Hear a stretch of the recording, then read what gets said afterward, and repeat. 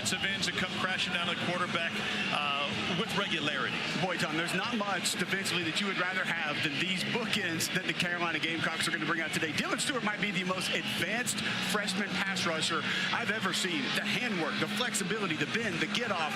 He is exceptional off the edge. And opposite him, veteran Kyle Kennard, who transfers in from Georgia Tech, has been a terror off the edge. You see 33 tackles for loss in conference play. That's the best in the SEC. And these two are going to have to be managed by this Oklahoma offense. There are ways you can utilize those strengths against them, but it's a dangerous play either way, Tom.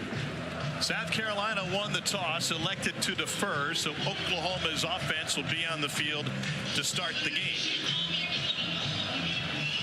The crowd on hand for this early start in Norman.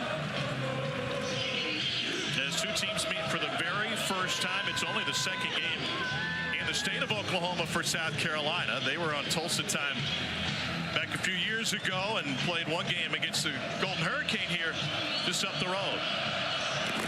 We're underway in Norman, and the kick comes down to the 1-yard line. Chance for a return for the Sooners, and out to the 18-yard line, and that's where we will see this Oklahoma offense, which is 101st in the country in rushing, 123rd in passing. They are coming off of a 3-point outing in the Cotton Bowl against Texas. Michael Hawkins, a freshman from Dallas, was handed the reins midway through the Tennessee game. Seth Luttrell and Brent Venables said our offense needed a spark, and he was good in the Auburn start. But as you mentioned, missed some layups last week against Texas. Family history within this Oklahoma program. His dad played for a minute for Bob Stoops back in the early 2000s. His brother will be a Sooner next year. And they want him to throw on first down. Pressured. And finds the other guy. It's intercepted by Nicky Noweri. Third interception on this season for the guy that Mel Kiper has rated the #2 safety in this summer's NFL draft. Tom, you opened the show with these two defensive ends, and one thing that I just absolutely hate is having a tight end one-on-one in pass protection. Obviously, Jacob Sexton could have helped just a little bit. Bower Sharp gives up the pressure. Michael Hawkins tries to move left, and what a play by Nick Ibenwari to be able to close the space and grab that interception for the Gamecocks. Well, both of these offenses have struggled, and the coaches made it clear they cannot afford to give the ball up. Unfortunately, both teams have made a habit of doing just that. So a stolen possession for South Carolina. They start in OU territory. Rocket Sanders, a running back with Lenoris Sellers. And that pocket collapses. Sellers escapes, hangs a move, and bends it to the outside. Lenoris Sellers is a first-year starter with a 25-yard scramble. Boy, how about Rocket Sanders? About 30 yards downfield trying to throw a block for his quarterback. He engaged LeVarden way downfield after that quarterback scramble. Sellers can break you down in a hurry with those legs. Ball security has been an issue, as I mentioned, for both teams, and specifically Sellers. 9 fumbles, 3 lost over 5 games, including 2 last week in a near win at Alabama. Here's Rocket Sanders, who takes it inside the 10, brought down by Kip Lewis. Sanders is coming off a 7-8-yard performance with a touchdown against Bama. Dow Loggins told us in meetings, Tom, and told me on the field, Rocket Sanders, he kind of needs to get his legs going. They want that inside zone going early. 10th in the league in rushing. Sellers trying to find the perimeter, and maybe picks up a yard. Ethan Downs there with the stop. Oklahoma has not allowed an opening drive touchdown this year, and the Sooners backs against the wall early. Zach Alley was a defensive coordinator at Jacksonville State a year ago. The South Carolina offense had some success through the air, hit the slot on the deep post a couple of times, but Tom, in this area of the field, the tight end got them multiple times. So keep an eye on that position for the Gamecocks here. Alley, the OU defensive coordinator. First man through gets it, and Sanders makes it down to the 3. We forget what a veteran Rocket Sanders is, Tom, and I loved how Dow Loggins told us that he would come to him and say, Coach, I just need to get my legs going. I just kind of get me loosened up here, you know, get the wheels churning a little bit. And Dow, I know, wants to get Rocket Sanders going early in this ballgame. First and goal from the 3, 2 tight ends, Joshua Simon and Michael Smith on the field for South Carolina. Opening possession for the Gamecocks after an interception. Sanders bounces to the outside, and he's in. Touchdown, Rocket Sanders in South Carolina.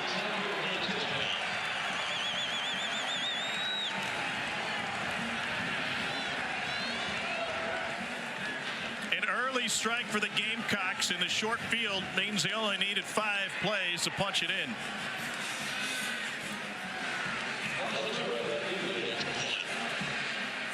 Alex Herrera for the point after.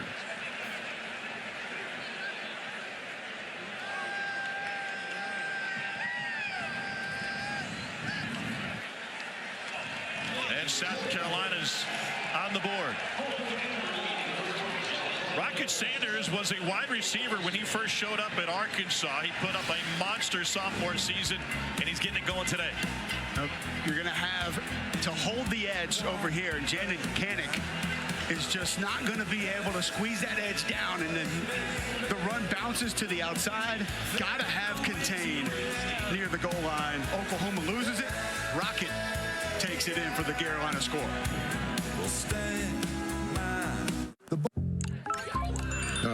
We've all gotten good at stirring the pot. You know, maybe we find time for a little pot luck. Yes, bring those red... Just walk right through the middle of the field. I did it last week. Well, Michael Hawkins Jr. with an interception on the opening drive set up South Carolina for a short field. Here's how that play developed. It started with pressure in the backfield, what South Carolina is so good at. Well, I'm going to tell you, Tom, we mentioned it before. I don't on one in pass protection. And that's going to lead to the pressure. Michael Hawkins Jr. thought he could drift a little bit to his left. I don't feel like the route was ever that open. You've got space to squeeze it in, but the ball's got to get out pretty quick right there. And when it doesn't, Nicky Minowar has been playing enough football to understand how to step in front of it. No return for Oklahoma. This is an OU team starting at 6 different offensive line. And as has been well documented, the wide receivers are banged up. We thought, Alyssa, we may see Deion Burks in this game. What have you learned? Yeah, he came into this game questionable. We were told he'd be a game-time decision. Guys, I watched him go through warm-ups. He looked good. Then we got to the 11-on-11 portion, and he didn't take any of those reps. He stood off to the side. He had his helmet off. I've seen him in pads so far on the sideline, but I haven't seen him pick up a helmet. We'll see what happens over the course of this game. So after the penalty on the kick out of bounds, OU has it at the 35. Michael Hawkins Jr. was sacked 5 times against Texas last week in the Red River rivalry. He pulls it back and wants to throw again, and he hits the curl, and that's J.J. Hester, who stretches it for a near first down. They'll have him, good for a fresh set of downs. It seems like they're trying to keep things simple in the passing game for Hawkins. How does that help? Well, it gets him into a rhythm, gets him to a groove, and that'll set up things down the road. Holds it back again and goes out to the flat to his tight end, Jake Roberts, who takes it past midfield, a gain of 6. So you see how they build there, Tom. The motion on the previous play pulled Nicky Minowar in the slot with the motion. You hit the quick out. Now you utilize that tight end again out in the flat, knowing you're going to get the coverage you want. John Reagan's a true freshman out of Macon, Georgia, getting the start today. He motions to the slot in the top side. He'll flip Jake Roberts over there as well. Hawkins doing a lot of pre-snap traffic directing. Play action again, and he's taken down and loses the football. South Carolina scoops it up, and the Gamecocks, Tonka Hemingway, will walk it in for a 36-yard scoop and score. Demetrius Knight caused the fumble. What a start for Shane Beamer's Gamecocks. Really on the field is a fumble recovered by the defense for a touchdown.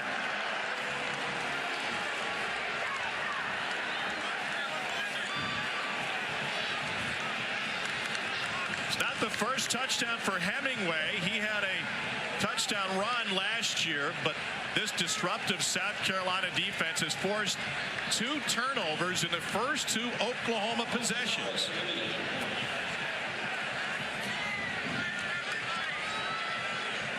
Sooners have run 4 plays, 2 completions, 1 interception, 1 fumble have yet to run the football. How soon would number 11 burn the red shirt and enter the game?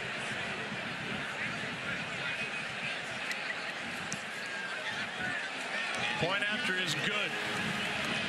This is straight havoc from the South Carolina defense.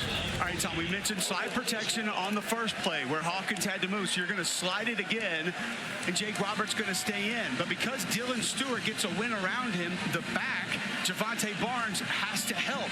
It's a trigger blitz for 17, Demetrius Knight. See him wait to see if the back's staying. Now he's going to go on the pressure, and he just gets the football out on the sack of Michael Hawkins Jr., and Tonka trucks it into the end zone. Is it enough against these defensive ends to have a tight end and a running back try to block these guys? You know I hate slide protection just in general because I feel like it takes away the ability to play football. It forces tunnel vision. That time, it's not necessarily the tunnel vision that hurts Oklahoma. It's the fact that your tight end that's on the backside of it, essentially by himself, also must have help from the running back. Javante Barnes is going to scan in that situation if Dylan Stewart doesn't get the win around the edge, and then Demetrius Knight's picked up by the running back.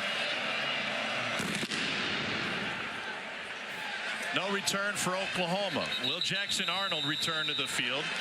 He started the first 4 games of the season. The 5-star recruit who also started in the Alamo Bowl to close last season after Dylan Gabriel bounced to Oregon.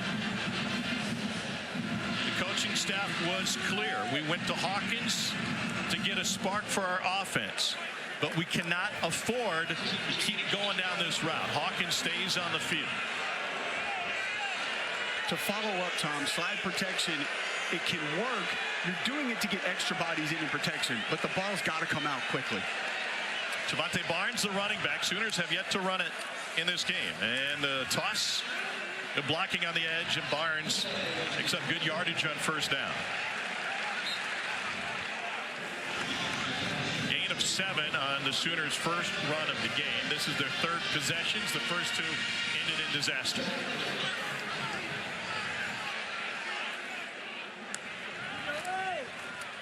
They'll run it again. And that's good enough for a first down. And Barnes, a junior out of Las Vegas, Nevada. You would imagine, Tom, it'll be a little bit more of the zone scheme for the Oklahoma run game than the pin and pull or the gap scheme, counter powers that they like to go to work out all the movement up front. Hawkins hands it off for the 3rd straight time, and this one loses a yard. This is an Oklahoma running game that averages just 3.5 yards per carry. Dead last in the SEC in rushing touchdowns and a dead last in rush yards per game, 101st in the country. Hawkins pulls it out, delivers to his tight end, Bowers Sharp, and he picks up a couple. And Mark Scott the stop. This Oklahoma offense has had its issues all season. You could argue that it starts with the offensive line, but the run game has been abysmal. The lack of explosive plays, whether through the air or on the ground, as bad as it's been here in a couple generations. 3rd down.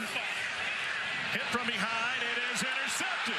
Free ball for Ware. He's got his 2nd pick of the game, and he's looking for a block. It's another South Carolina defensive score.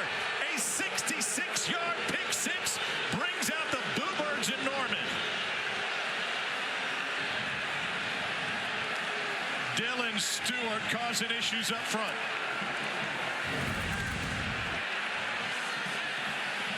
Same story. Dylan Stewart just off the left side. We mentioned the flexibility, the usage of hands, gets the pressure on Michael Hawkins Jr., forces the air and throw. Nick Emmanwori has played a ton of football in this league, just playing deep middle. Attacks that football and gets a heck of a return. What a block up front from linebacker Bam Martin Scott as well. 22 was way down the field, opening up space for the touchdown. What a start for South Carolina. 2 defensive scores and a short field touchdown. It is a 21-0 lead, and you've got to wonder, will this be the last snap of the game for Michael Hawkins Jr.? Gamecocks with 2 picks. They both belong to the junior from IRMO, Irmo, South Carolina, Nick Emmanwori. And South Carolina is up 21-zip. I'm your... Let's hide in the attic. No, in the basement. Why can't we just get in the running car? SEC Network Football is presented by Allstate. You're in good hands. And in part by T-Mobile 5G Home Internet. Get internet how you want it. South Carolina has run 5 offensive plays, and the Gamecocks on the road lead 21 to. Last time Oklahoma was down 21 in the opening quarter was the Red River game against Oklahoma in 2021. They came back to win that game in a high-scoring affair. Here's Taylor Tatum. And Tatum trying to find the edge on the kickoff return. He'll give the Sooners a breath of life. There is a flag down.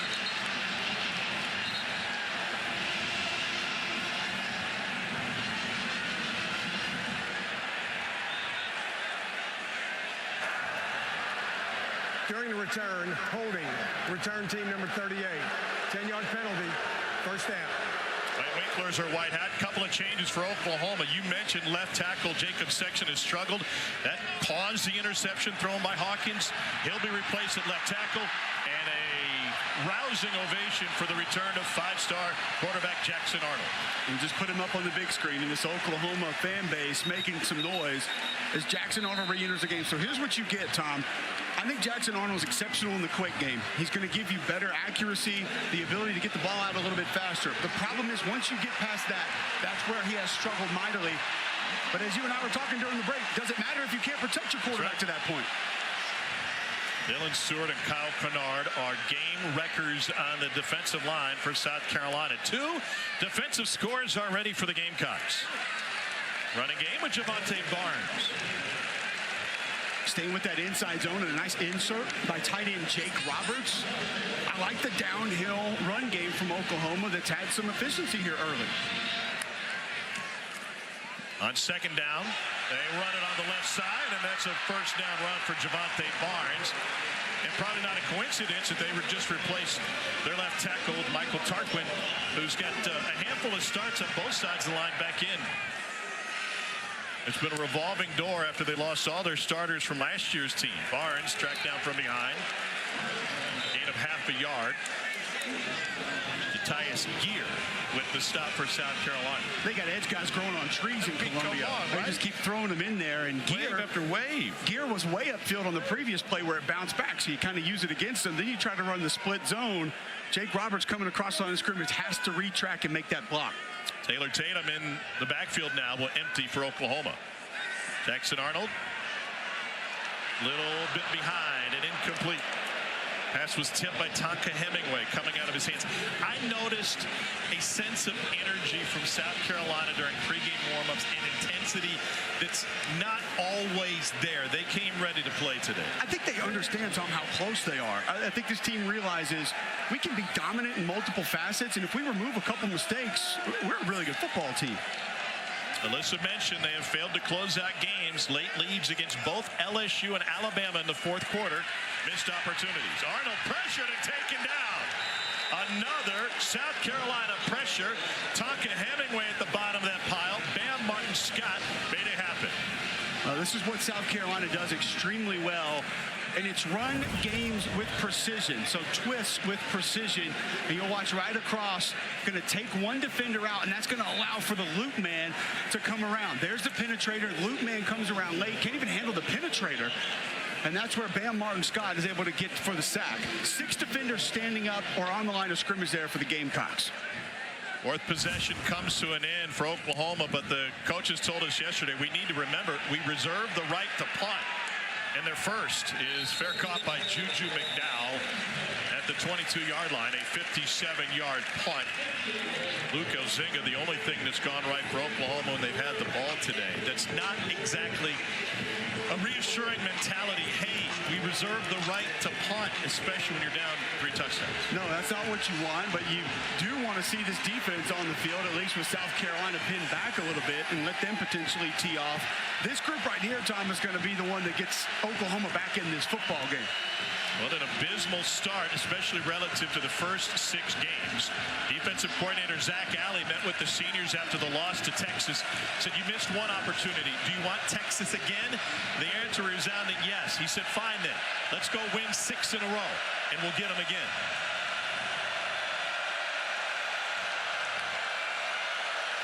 Lenora Sellers on play action. 4-man rush. Got tripped up trying to get out of the pocket and gets taken down behind the line. Jaden Jackson, the true freshman from Indianapolis, Indiana. He's been fantastic for this Oklahoma defense this year, both as a penetrator, read, react, strike and shed with his hands. Just very advanced for an interior defensive lineman his age.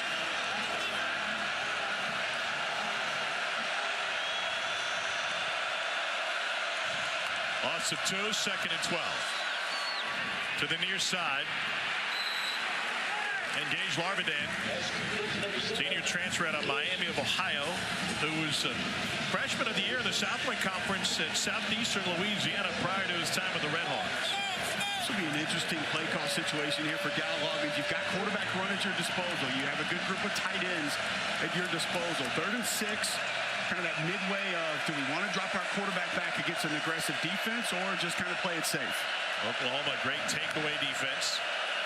Sellers looking for Simon, the tight end. Instead, adjusts and goes over the middle for the first down to Dre Jacobs, Florida State transfer. And we asked Dow Loggins about this part of Lenora Sellers' game, Tom, and it's attacking the middle of the field. Nice job handling the twist inside by the center and 2 guards. Not many young quarterbacks are comfortable attacking the middle of the field. Dow Loggins realized it early, and he's not afraid to dial it up for Lenora Sellers. This is a complete offensive reset than where South Carolina was the last couple of years with Spencer Rattler as its quarterback. The Oklahoma transfer ran an up-tempo, pass-first offense, and the result of the adjustment by Dow Loggins is one of the best rushing seasons in recent memory for Carolina. And I love how he told you he went and got that binder from Fayetteville in his time at Arkansas with Matt Jones and Darren McFadden and those guys. Some of the veer plays, mid-zone option plays they ran. Quick release for Sellers. And that'll bring up 3rd down. First catch for Majio Bennett. I would imagine Dow Loggins has a little confidence right now with how his offensive line has held up in the drop-back game thus far. Slot post was big-time effective against Zach Alley's defense at Jacksonville State a year ago. So you've got trips up top. Could be one where they take advantage down the middle of the field here. Xavier Legette now with the Panthers went for 217 and 2 touchdowns in that game on just 9 catches. Option look. Sellers keeps it, cuts up field, and that run-first offense playing conservative here with Danny Stutzman in on the stop for Oklahoma. I don't have a problem with it. I talked to Shane Beamer on the field, Tom. We were actually talking about special teams and do you have a fake, this, that, whatever. And he said it all depends on how the game's going, the flow of the game. I had a very specific conversation with Dow Loggins, South Carolina's offensive coordinator, right before kickoff in the press box. I said, how does the thought that it could be a low-scoring game impact your play calling? And he said, listen, if they're having a hard time scoring the ball, we will be conservative. There's no reason to give them a short field or take chances. Kai Kroger having an All-American season as a punter, and that one just carries into the end zone off the hop, a 53-yard boot for Kroger. Oklahoma's got to figure it out on offense. So far, they've had issues. 2 different quarterbacks. We'll see Jackson Arnold again in a moment. Ugh, a rash? Maybe it'll go away. Oh, how am I going to find a doctor I'll feel comfortable showing this to? A QR code? It's a deep hole for this Oklahoma offense, but Cole, you identified one of their schemes that could be effective today against an aggressive South Carolina defensive front. We haven't seen a lot of gap scheme yet, Tom. Pin and pull, which Oklahoma has been great at it traditionally over the years. So you're going to block back with a couple of your offensive linemen, form sort of a wall, and you're going to pull the others around, trying to create a new gap. So counter, power, when you hear those words, that's what you're getting with a gap scheme run. You see there one with Jackson Arnold running it. That was a couple weeks ago. Well, here's how South Carolina played it against Alabama. Right side of your screen, you'll see Dylan Stewart just absolutely blow up Jam Miller, but Jalen Milroe makes a great read. You utilize that ability to get upfield against the South Carolina defender. There's the new gap you created, and you can find explosive plays. The problem, Tom, is there hasn't been a lot of rhythm with this Oklahoma offense to get a feel of how the Carolina defense is going to play certain plays. Right now, you're almost drawing straws to try and find something that works. Kyle Kennard and Dylan Stewart and everybody that front seven has been wrecking the game, and a huge hit to stop Javante Barnes. Demetrius Knight, who forced a fumble on the opening possession. Another split zone there. Just stay with the zone scheme a little bit safer and have your tight end come right across the line of scrimmage at one of those edge defenders. Talk with defensive coordinator Clayton White before the game, and he said the prep for this Oklahoma offense is similar no matter who's at quarterback because of Jackson Arnold's athleticism. Arnold's run for 138 yards so far in this season through 4 starts, and a powerful run straight up the middle for Barnes again. Nice job there by Troy Everett, who's back at center. They're excited to have him back at center. Brent Venables and this offensive staff, Bill Beatabo, said he just brings a little extra juice, extra energy to this offensive line. And his season debut last week at the Cotton Bowl against Texas, injured his knee in the spring. Arnold batted away, and that'll bring a flag. Judge Collier will be flagged for pass interference on Brennan Thompson. Pass interference. Defense number 20. Automatic first down at the spot of the foul. Well, the thing that I like, quick game, we mentioned it earlier. Jackson Arnold excels with it. Gets this ball out on time. It's great coverage by Collier. Just a little bit of early contact, but that ball is low and outside to where the defender's not going to have a chance to intercept it. And you get a little bit of momentum with the penalty. Arnold gets smoked right at the line of scrimmage by Debo Williams.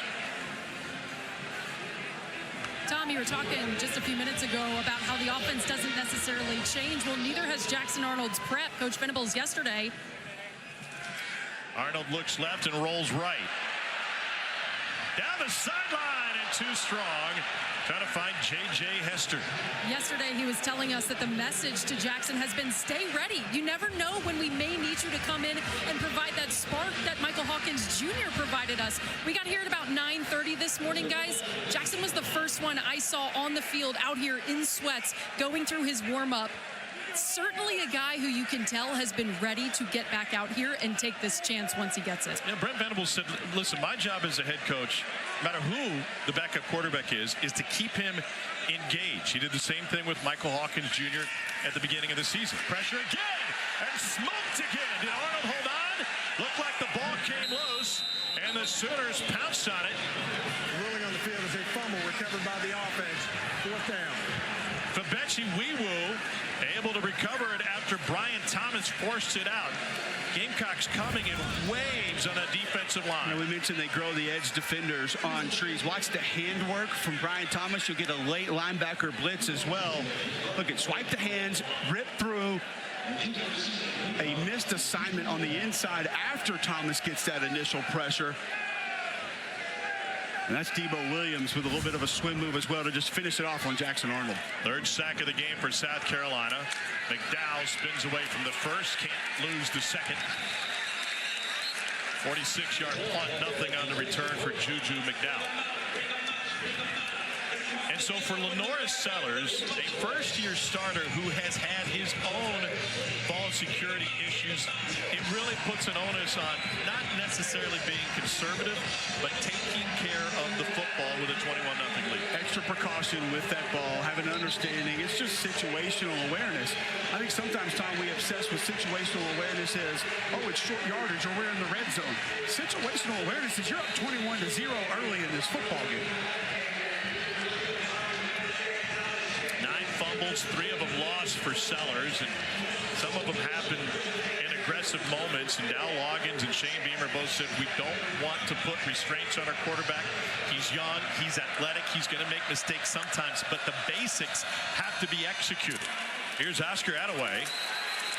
Attaway has nowhere to go. Kip Lewis with the stop, and those basics include simple play action where twice Rocket Sanders has held onto the ball too long and caused fumbles with each of their 2 quarterbacks, with Sellers last week against Alabama and with Robbie Ashford in the Ole Miss game. 2nd down 9.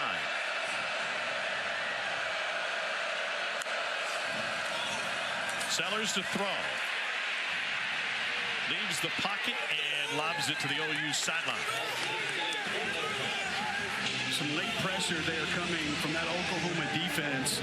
But Lenore Sellers does an excellent job, in my opinion, of being patient exiting the pocket. He's not in a hurry to run, but knows when he does need to get outside, he can do it in a hurry. Also keeps his eyes downfield trying to find plays like he just did there.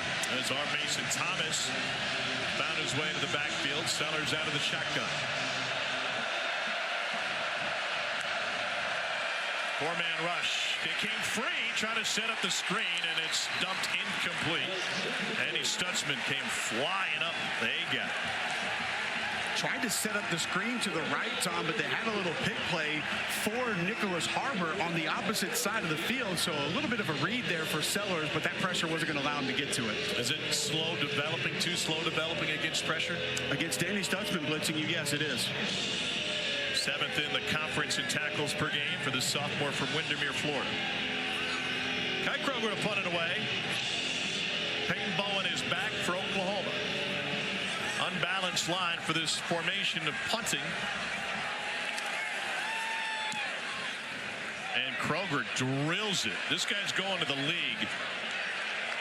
He's got a great leg, and that one travels 55 yards. Time to take a look at today's Capital One rewarding performance. What is start for Carolina? We mentioned these edge defenders in the open for a reason. There's Dylan Stewart off of one side, helping force the interception by Nick Imawari. The linebackers like Demetrius Knight, who runs 22 miles an hour, have turned the football loose for Tonka Hemingway to scoop and score a touchdown. There's Dylan Stewart, pressure again. Imawari, another interception. He would take this one to the house as well, with just a load of teammates looking to block. More pressure coming off the edge from Brian Thomas. Devo Williams on the blitz. It has been nightmarish in the pocket for these Oklahoma quarterbacks this morning. It bears mentioning that with seeing the field today, Jackson Arnold has lost the opportunity to redshirt, hands it off, and Taylor Tatum, freshman out of Longview, Texas, with a positive run on 1st down.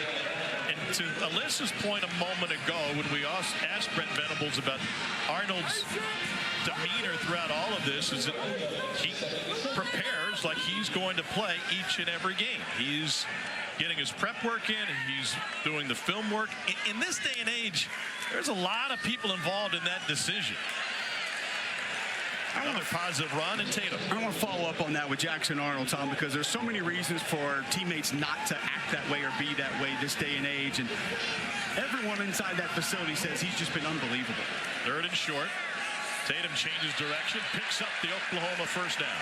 Sometimes you hear from the head coach. Brent Venables told us he's been great, man. He's done exactly what we need him to do. And then Seth Luttrell, the offensive coordinator, says that. Well, I talked to Todd Hatcher, who's a member of this staff, his dad, Chris Hatcher, the head coach at Samford. And he said, listen, he has been an unbelievable kid. He's been a great help to Michael. We could not have asked him to handle this situation any better. We don't hear a ton of that in today's college football. So kudos to Jackson Arnold. Arnold against Tennessee, 7 for 16 for 54 yards and a pick. This is the end of the 1st quarter. The Palace on the Prairie sees an abysmal first quarter for the home team.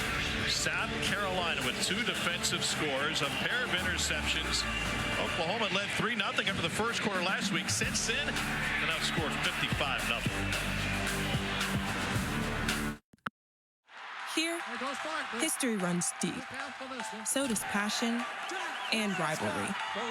We've claimed our share of hardware, but on top of the... Welcome back to SEC football, presented by Allstate. A big lead for the visiting Gamecocks, and Shane Beamer's return to Norman. Coach, heck of a start by your defense. How do they keep their foot on the gas here? Yeah, just that. You know, every week for us, one of the ways we win football games is to win the turnover battle. Our number one key to the game this week was to dominate the battle. And I think Nicky Manwari took that personal as well. What a start. We knew points were going to be hard today against this defense. They're tough, as you can see, but great start. Now we got to keep it going. We got a long way to go. Thank you, Coach. You're welcome. All right, thank you, Alyssa. To his point, Emmanwori now leads the SEC in interceptions with 2 today and 2 coming into the day. But the tone for Shane Beamer is, I know how tough it can be to win on the road, and you're sitting on a 3-touchdown lead. A little bit of nervousness. A little nervous for 21-0 right there, I thought. Yeah. Back to the ground game. And a couple of yards for Javante Barnes. We mentioned this earlier. The last time Oklahoma trailed by 21 points in the first quarter was against Texas in 2021. That was a game where Spencer Rattler was lifted for Dylan Gabriel. And Gabriel, pardon me, for Caleb Williams, excuse me. So many good quarterbacks in Oklahoma history. Lifted for Caleb Williams, and he led them to a 55-48 win. Carolina backed off the blitz, and the ball is dropped by Bowers Sharp. By the way, Spencer is no shrinking violet. He is tweeting today. Hashtag Go Gamecocks. Nice to see him watching. The double emoji, like eyes covered, barely peeking through. Not sure if he likes what he's seeing, doesn't like what he's seeing. Obviously has emotions for both of these programs. A nice route combination here. Bowers Sharp able to get open in the flat. That is not how you help a struggling offense or quarterback, by dropping balls right in your belly. So 3 and out for Oklahoma. And they're going to fake it. Ozinga delivers to the side, but he is taken down. Bowers Sharp can't advance it. Demetrius Knight played it perfectly. People talk about Beamer ball and how they're aggressive in special teams. Offensively, they are also in tune to what the opposition does. Shane telling me before the game, we know that they have some tricks up their sleeve. We can't afford to give those up. Well, I'm not sure why you would try this against someone who ultimately has had a plan for everything in life. And you'll see Knight just kind of motion out here. Looks like he has an idea of what's going to come his way. Eyes on the player in the backfield, and then just attack mode. Tom, this is a guy that's married with a child.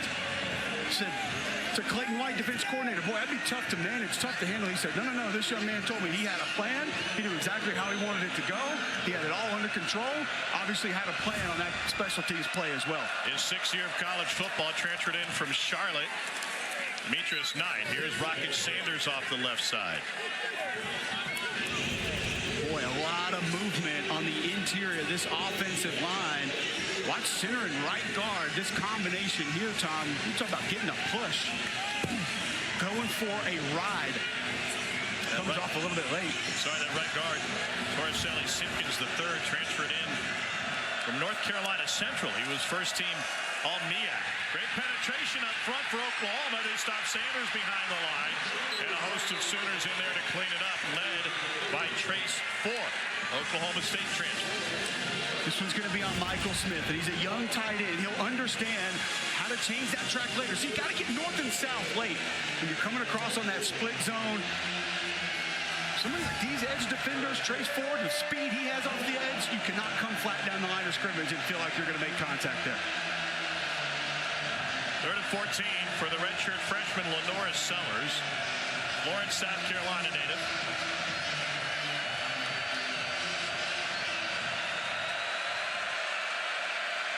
Out of the pistol, Sellers pulls it back, evades the rush, and will take off running. Sleight of hand for Sellers, who allowed that play to develop short of the first down, but field goal range. Trace Ford got caught in between as he was crashing down from the edge. Well, he was the read player. Lenore Sellers knew he had him. The little ball fake is kind of what threw me off when he swiped it down after he fakes out the defender, but able to get ahead for decent pickup on 3rd and long. Alex Herrera on for South Carolina. And Joe DiCamillo is their special teams coach. So we have a pro operation, long snapper holder. And Herrera doesn't have the strongest of legs, but this from 39, well within his range. And puts it through to extend the South Carolina advantage. Carolina gifted a short field on the failed fake punt. And once again, Demetrius Knight, 17 for this Carolina defense. Had an idea it was coming. Heat-seeking missile on Bauer Sharp to take the fake away. Wow. Let's hide in the attic. No, in the basement. Why can't we just get in the running car? Well, it has been a picture-perfect weekend for everything except for football here in Norman, including the Mott. I head over there post-game, grab the Sooner Swirl. You in? I probably need to know the ingredients first. Yeah, just have a Sooner Swirl. You'll be fine. Nothing on the return for Oklahoma. Oklahoma's own Dari Noka turned me on to the Mott. Two different quarterbacks today. Michael Hawkins Jr. started, and then Jackson Arnold taking over. South Carolina has taken advantage of its great field position, a fake punt that led to a short field and a field goal, and an interception early. Also a pick six and a fumble recovery score. Arnold has not completed a pass just yet, 0 for 3. Came in hitting 60%, but 3 interceptions to go with his 7 touchdowns.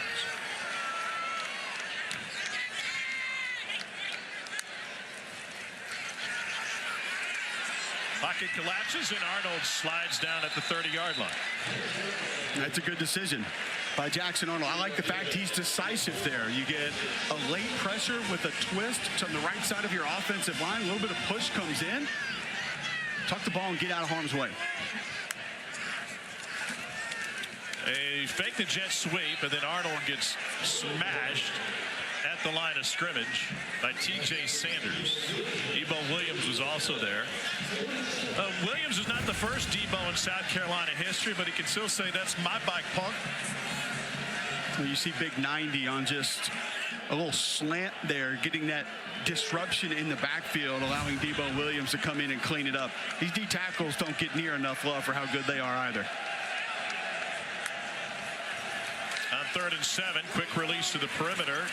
Reagans has nowhere to go. Nick Emilwari stuffs that play. Urgency, Tom, is what comes to mind on plays like this. You're going to run a screen. You need a block. You need someone to get out and at least make life difficult on a defender. And Spencer Brown's in a tackle, and it's just a little bit of lollygag late. You got to haul rear end out there to the sideline. And even if you don't make contact with someone, force them to retrack, move, go around you to give your ball carrier a chance. They'll zing it, a punt it away again. Fake the last one. This one has great hang time. Juju McDowell from the 32. McDowell tried to reverse course and ends up after a 48-yard punt with a 13-yard return. South Carolina with a commanding 24-0 lead in its first ever matchup with Oklahoma, and Nick Emilwari has led the way for the Gamecocks defense.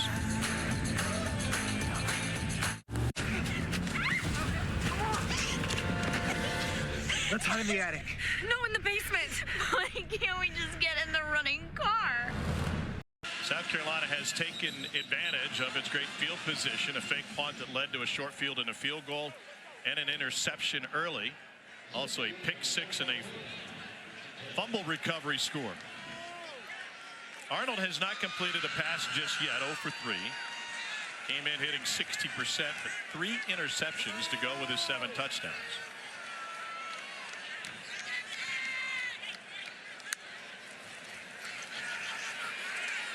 Pocket collapses, and Arnold slides down at the 30-yard line. That's a good decision by Jackson Arnold. I like the fact he's decisive there. You get a late pressure with a twist to the right side of your offensive line. A little bit of push comes in. Tuck the ball and get out of harm's way.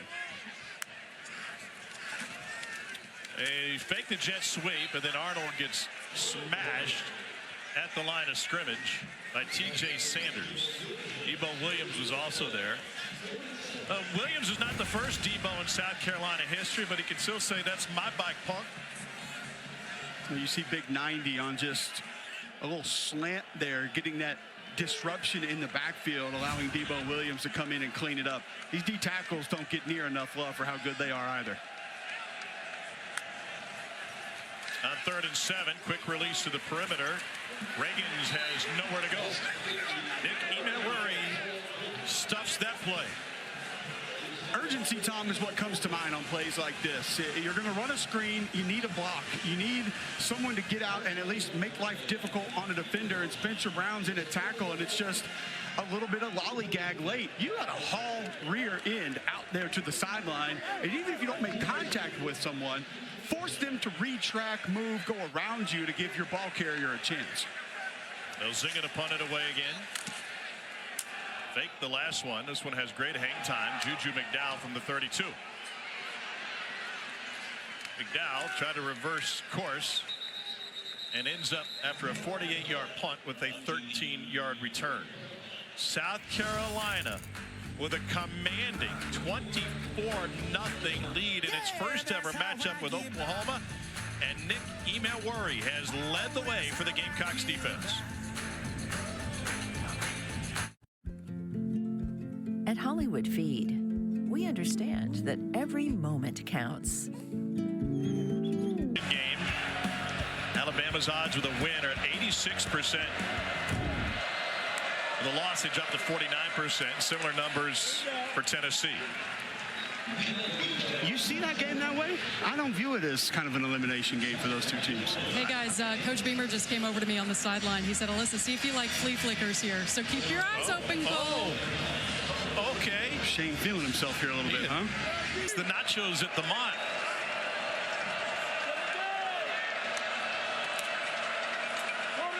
Sellers keeps it and dumps it off to his tight end, Joshua Simon.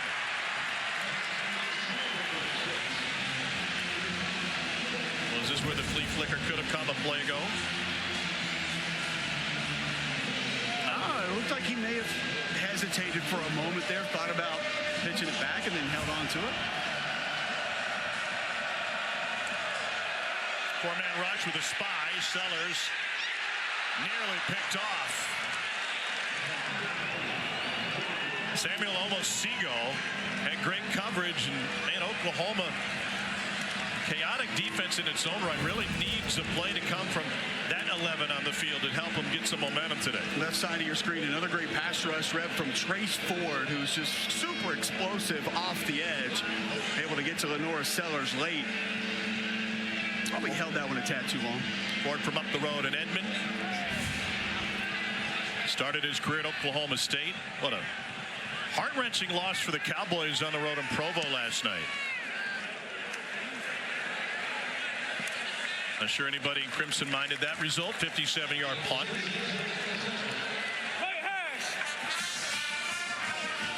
Look at the drive chart for Oklahoma through 7 possessions. And 4 of them ended up handing South Carolina the ball, including the first 3, and the fake punt 2 drives ago was a turnover on downs.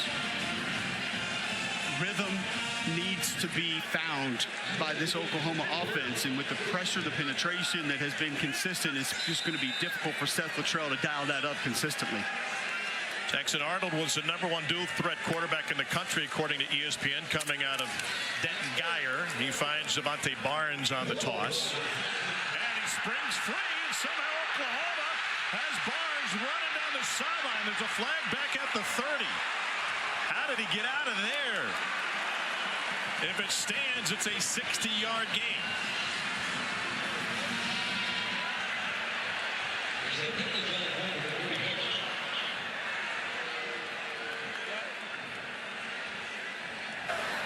Personal foul, illegal blindside block, offense number 76.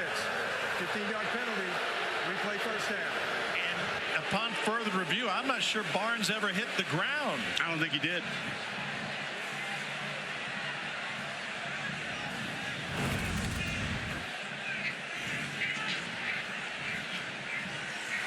Oh, jeez. Well, his elbow and knee were both down, so that would have wiped it off anyway with another look at it at the 25, and then 76. Jacob Sexton right there. He passed him up the first time and then sort of retracted. The runner was down at the 24-yard line. The personal foul will be assessed half the distance to the goal.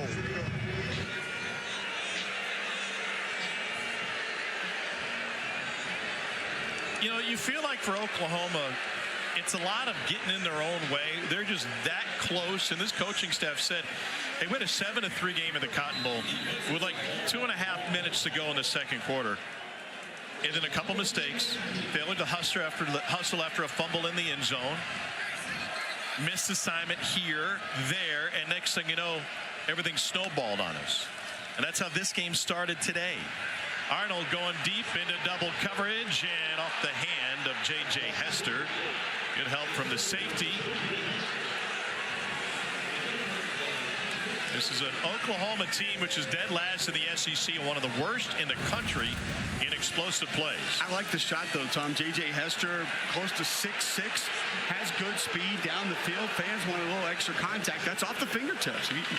That's an opportunity play for the Sooner offense, and I thought Jackson Arnold put it in a good spot. Only 13 plays of 20 yards or more this season. That is second worst in the country. Only Kennesaw State is behind him. Completion to Jacob Jordan. First catch of the season and the career for the freshman from South Lake Carroll High School. That's a quick game again. Jackson Arnold very comfortable there when the timing and the rhythm tells him when to get the football out. 5 different receivers injured for Oklahoma and stunted this offense's ability. We thought we might see Deion Burks, but he was unable to go today after a soft tissue injury back in the Tennessee game. Third down 8. Where does Arnold go here? They bring pressure. 6 coming after him. And Arnold leaves the pocket and picks up the first down with his legs. Boy, that was closer than maybe it had to be. DQ Smith, number 1 for South Carolina, does a really nice job of sort of redirecting Jackson Arnold, because I thought if he cuts back into the field, he's got plenty of green. Smith sort of negated that, leveraged the ball carrier to the sideline. Boy, Roman Harper would be proud. Carolina brings 2 more this time. And all alone on the perimeter is Jacob Jordan. He's still on his feet and forced down at the 40 to the South Carolina sideline. Well, with all those wide receiver injuries, opportunities for some youngsters. Well, just trailing in coverage. South Carolina had to switch off receivers over in the flat. Hook defender not able to get there in time, and then an excellent move from Jacob Jordan. First 2 catches of his career, now his 3rd. Jordan taking down inbounds. He may worry with the stop. Midway through second quarter. And the offense for Oklahoma finally finding a rhythm. Starting to get a little rhythm, starting to get a little feel. Jackson Arnold getting a little more confident. Keep giving him these kind of throws. Force the South Carolina defense to play you a different way. Tatum in at running back, number 1 running back in the country coming out of high school last year. Fake to him, got him on the wheel route, and there's Tatum. Tatum with a stop and go, takes it to the 20-yard line. And Oklahoma first down. Arnold to Tatum. It's an excellent job at using that motion against the defense. You see motion coming behind. Tatum leaves to your right. And it's just a busted coverage by Debo Williams. And a whistle pre-snap. South Carolina takes the timeout. Timeout. South Carolina there first. It's a drive that started back at the 18-yard line. Sooners with their 8th play of this drive when we return.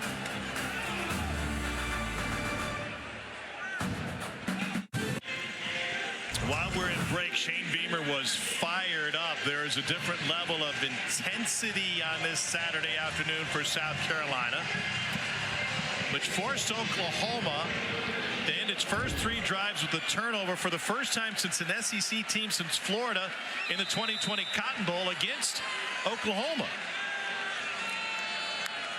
Jackson Arnold, play action, shot to the end zone. Batted away, incomplete. Judge Collier with the coverage. And Ivan Carrion, the 6'6" freshman. A lot of hand fighting on this play. Oklahoma fans obviously wanted the flag. But you see Collier is in phase and locates the football and then makes a play on the football. So I don't think you throw the flag on that play. I do like how Seth Luttrell is keeping it spread out the last couple of plays since that timeout. Now looks to compress it just a little bit more. Pressure up front from South Carolina. Arnold on the run. Held it too long and can only throw it away. Now that the corner route was there, he would have had to let it go pretty quick. And there's nobody in his face, but had an opportunity to drop that one back to the back of the end zone. I do like Seth Luttrell, offensive coordinator for Oklahoma, moving the pocket. Get him the 1-2, either tuck it, run, throw the football away. If you're not going to hit that corner route early, good decision by Jackson Arnold. Just live the fight for third down. Seth talking about what South Carolina does defensively. He said these defensive ends are so good, but they're also sporadic and unpredictable. And there's a lot of movement up front that Clayton White, the DC, picked up in the offseason. Arnold pressured and goes down. Another sack for South Carolina. The big truck, Tonka Hemingway. Both defensive ends are going to be in the backfield, Tom, and we mentioned the penetrators oftentimes disrupt more than the loop men do. The loop man's supposed to make the sack on this play. Watch 91. He just bowls through the center like a Tonka truck and ends up in the backfield and gets the sack. It's nothing more dangerous to a toddler than that old metal Tonka truck. Classic ones. Broke my collarbone on one of those as a kid. He did. 43-yard attempt for Zach Schmidt. And the sidewinder gets through. Oklahoma finds some offense, only 6 points in its last 5 quarters of football.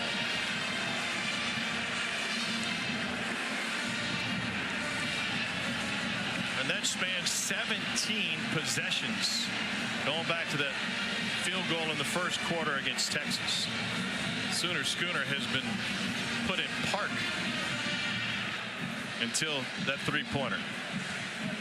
Some of the numbers with this offense, obviously tough to digest. Let's go to the silver linings of that last drive. I do think you got Jackson Arnold comfortable at times. He found a little bit of a rhythm. So can Seth Luttrell cherry pick a couple of those plays, formations, continue to build off those, and find more momentum throughout the course of this game?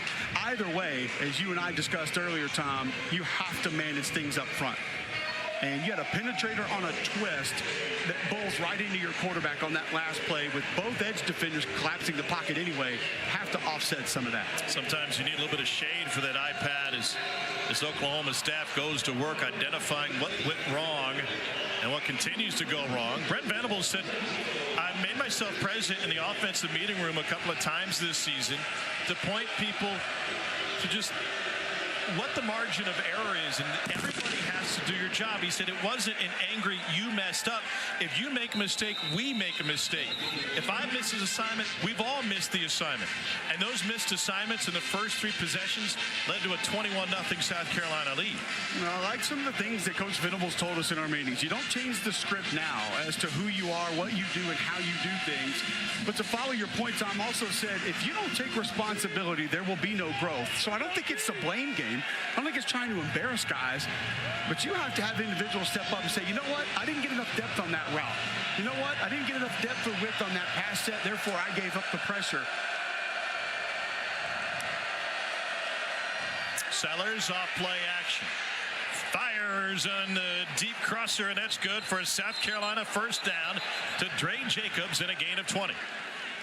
And to what you guys were just talking about, Brent Venables talking about their 2 losses, right? To 2 top 10 teams in the country. He said, we got to look in the mirror and we got to see, is it them or is it us? Starting to peel back the layers of that onion, like that punch out last week that Silas Bolden jumps on in the end zone. One of those moments that helps those games get away. Back to the ground game, to the logo, and a gain of 4 on first down. Oscar Attaway played for Seth Luttrell at North Texas. And 4 years Main Green, tore his ACL in fall camp and missed all of 2021. Second down 6.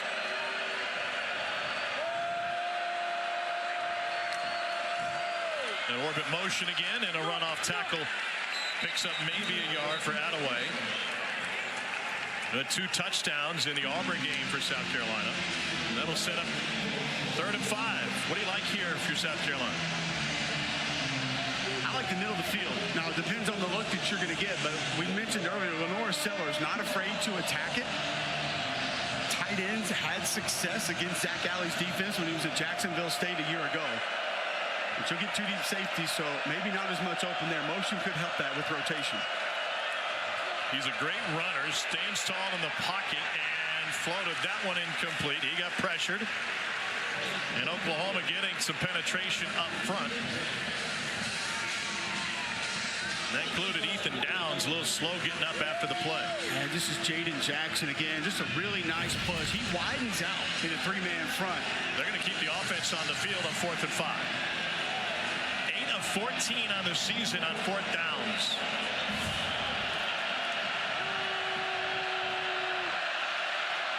South Carolina has held momentum. Oklahoma jump. Sellers with a free shot down the sideline. And just off the fingertips of Larvadain. R. Mason Thomas on the near side crossed the line, and that will be an automatic first down. Offside. Defense number 32 was in the neutral zone at the snap. 5-yard penalty. Still 4th down. Correction. First down. Needed 5, gifted 5. Now you see near side, 2 defenders really for Oklahoma jump. Go ahead and try to execute the play, get that ball downfield. Beautiful ball from Sellers there, just off the fingertips. I didn't see it hard count or anything that drew them, but Jackson's movement got Downs to move. Rocket Sanders back in a running back. Sanders straight ahead. Pickup of 2. Danny Stutzman does an excellent job scraping under the double team. Really nice push once again in the middle of the South Carolina offensive line. And sometimes you're going to give that up with movement. You'll run a twist inside and defenders kind of giving ground to gain ground, and you get double and get caught on that. But Stutzman went back underneath it to make that play. Stutzman, the team leader for this OU squad, he said they reinforced everybody. We're 4-2, not 2-4. 5-man rush. Sellers. Good job by the O-line. Rocket Sanders gets popped, stays on his feet, and ends up near the first down marker. What an effort by Rocket Sanders. He is just short of the first down. I felt pretty good about this South Carolina pass protection today, and Rocket Sanders just like a pinball. Stutzman, one of the Oklahoma defenders, had a free shot at him and comes up just a bit short of first down yardage. Excellent effort. So 3rd and short. We had Sanders' game against Ole Miss a few years ago. He was at Arkansas playing for former OU assistant Sam Pittman. He went for 232 yards and 3 touchdowns. Straight ahead, and South Carolina picks up the first down. So that'll take us to the 2-minute timeout here in Norman, with South Carolina jump started to a 21-0 lead, and it's a 21-point advantage as we move towards the end of the first half. And their first ever meeting, South Carolina coming on the road and showing what they have to offer with a comfortable lead. Let's go to our next segment, Fairest Calls, inspired by Geico's fair and fast 24/7 claim service. Do we have to do the Geico stuff while I'm here? Yep, we do. Let's play the clip. Holding. What's up, y'all? Coming up on the Farm Ridge halftime report right behind me. We'll get ready for that second half. We'll also get you. They got to break down some film at half. There's a lot to break down for this Oklahoma offense. Certainly. Thank you, Peter. Great to have you on the road with us today. Sellers steps back, wants to go deep, wide open. Touchdown, South Carolina. A 33-yard strike to Joshua Simon. Well played, Lenora Sellers, and the Gamecocks extend their lead.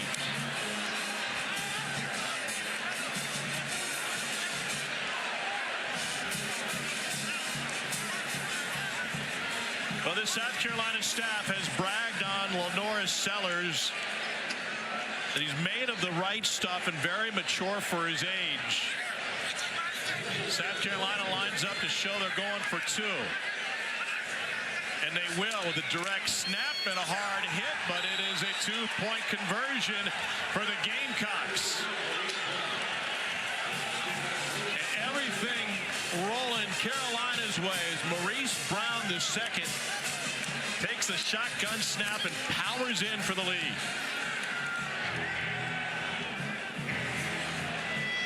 All right, Tom, you start out in a cover two, and it looks as though it's a bump call right there to the opposite safety to come over and take the deep third. It's not going to be covered because this route's going to take the safety back in. The delay on the slot wheel right there to the end zone. Frontside safety's not going to be able to get over and cover that much ground. I think that early return orbit motion that Dowell Loggins put on that play helped a little bit. And Joshua Simon able to get into the end zone, and then the wonky formation for the two-point conversion. Shane Beamer, all sorts of fired up. You know, in the offseason, he brought in Joe DeCamillis, a longtime NFL special teams coach. And he said, you know, during the interview, I broke out a binder. I meet with him 3 times a week and says, here's all the things I got. What do you got? And Joe said, I've never had an interview with a head coach like that before. Of course, his dad, Shane's dad, Frank, brought to life all their great special teams play that brought Beamer ball into the college football lexicon, and he has carried it over in Columbia. What a onside kick by Kai Kroger last week, by the way, to stay in the game against Alabama. It's awesome. DeCamillis brought that with him from the NFL. They ran it a couple of times when he was with Los Angeles. He never had anybody in an interview basically say, here are my cards, show me yours. That's right. No, never like that. It's a drop kick by Kai Kroger.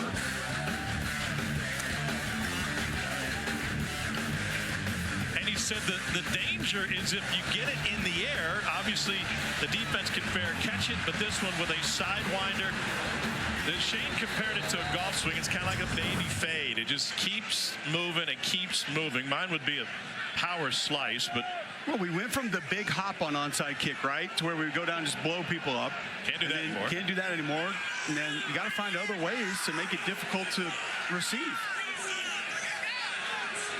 DeCamillis is the son-in-law of the late great Dan Reeves, who played at South Carolina before his NFL success. Arnold, ball came out again.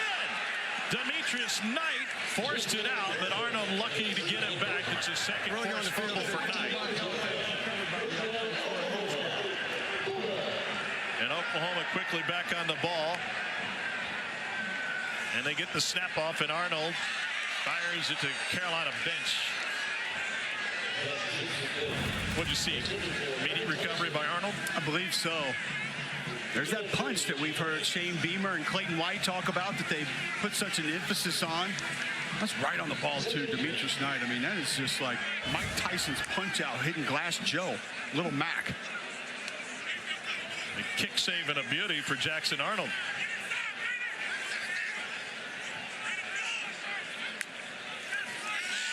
On 2nd and 10. Incomplete to Bauer Sharp. Second one that's hit his hands and fallen off today. He got off to such a great start this season. Scored Oklahoma's first touchdown of the year in the game against Temple.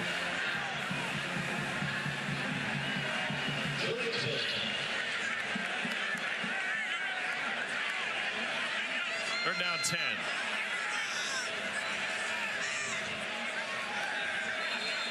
And Oklahoma unsure of things. The wide receiver on the far side didn't have the play call. Timeout. Oklahoma, they're first. It will be 30 seconds. So the Sooners take a 30-second timeout with 1:28 to go in the half. Down 32-3.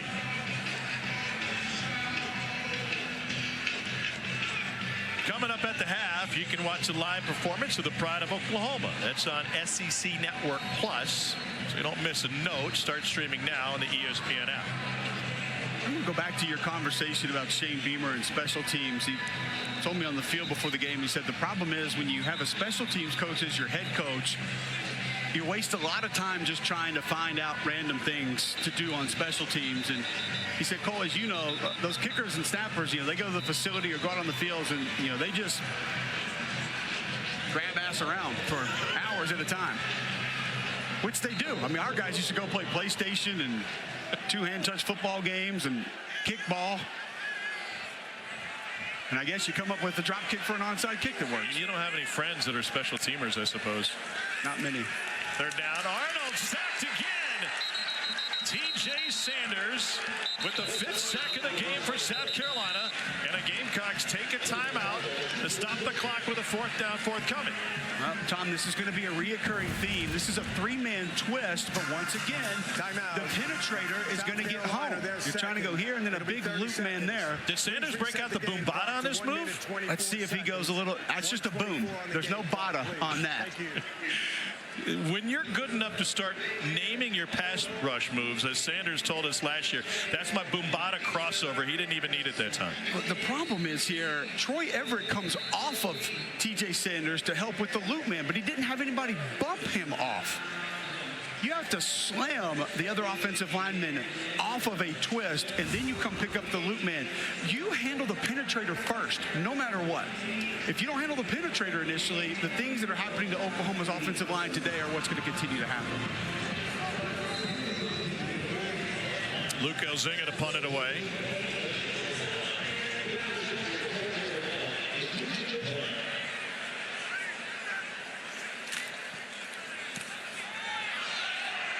Short punt.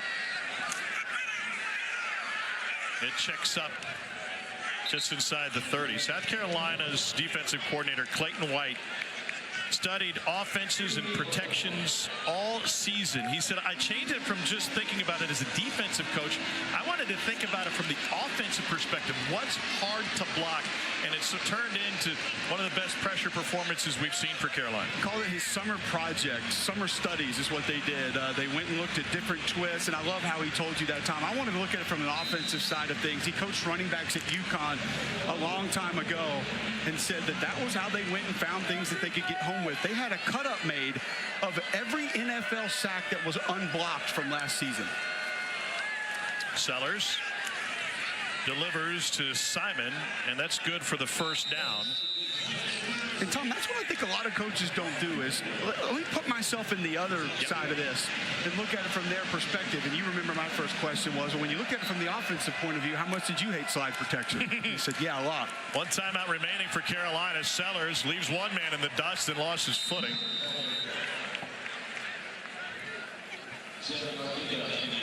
They'll hold the timeout for a moment.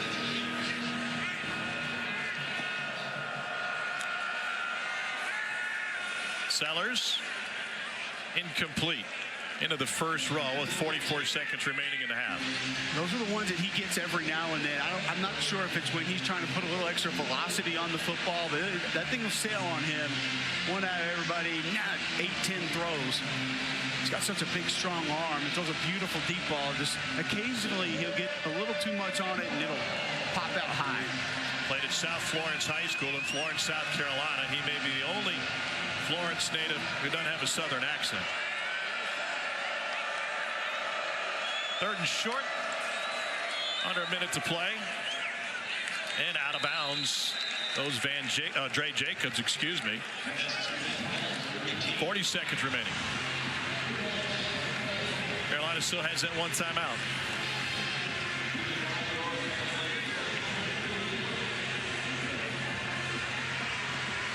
Sellers 9 of 15 for 98 yards.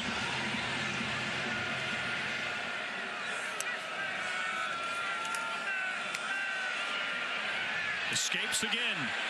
Down the sideline. Caught for a South Carolina first down by Oscar Attaway. What a job getting away from pressure. Now, he does have a little bit of a tendency to immediately climb or step up in the pocket, Tom.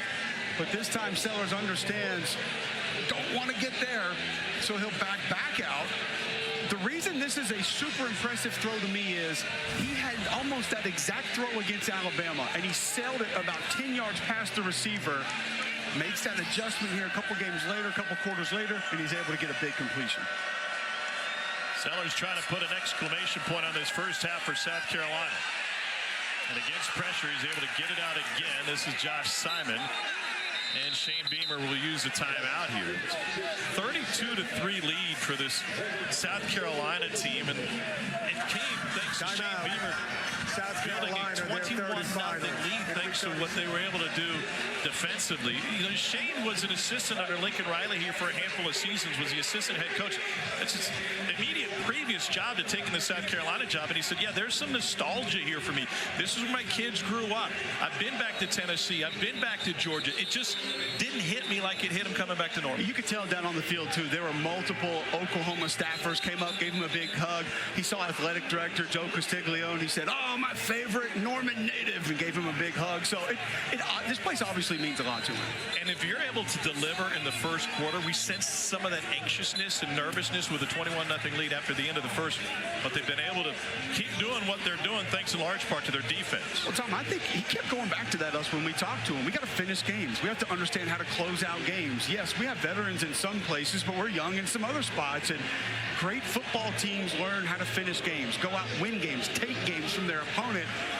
And that's what we're going to find out about South Carolina for another half of football here in Norman today. They lost fourth quarter leads to both LSU and Alabama. Pressure up the middle. Sellers has nowhere to go. He gets taken down with the clock winding down. 15 seconds and rolling. South Carolina rushes to the football. Now 9, 8, 7. And Sellers finally spikes it with 5. To wait an extra beat or two for Gage Larvidan, a wide receiver, to return to his spot. He ran a corner route into the back of the end zone, and don't think he realized right away it was a sack. So, yeah, had a long way to go to get back to the line of scrimmage. Alex Herrera has already made from 39. 6-year kicker at a Spring Valley High School in Columbia. And a big field goal to end the first half against Alabama. And try to close this half with another big one. Matching his season long of 46 yards, and they fake it. Kroger pressured and lobs it incomplete. Guy Kroger had pressure in his face immediately.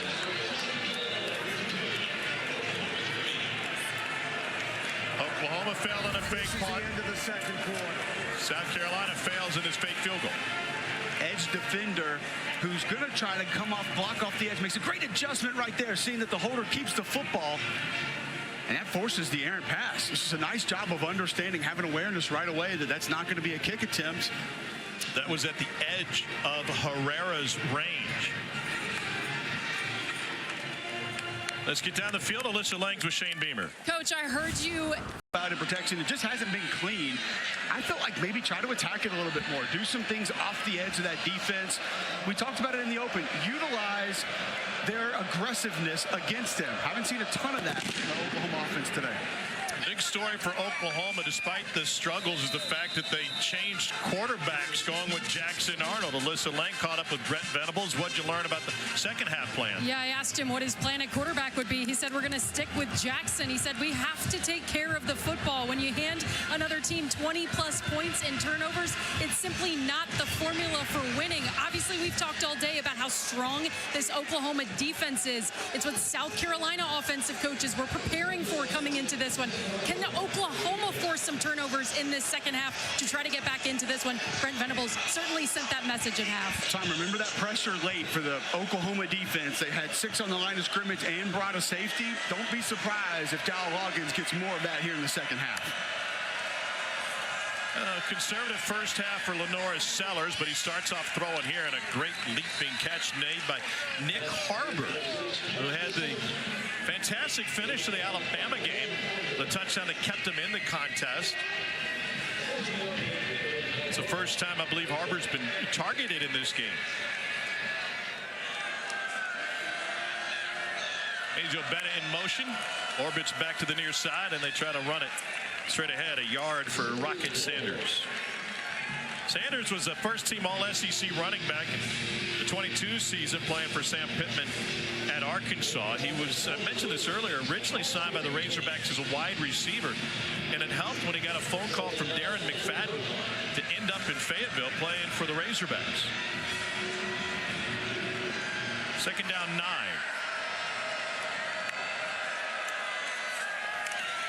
Sellers hit as he throws, caught for South Carolina, first down by Michael Smith.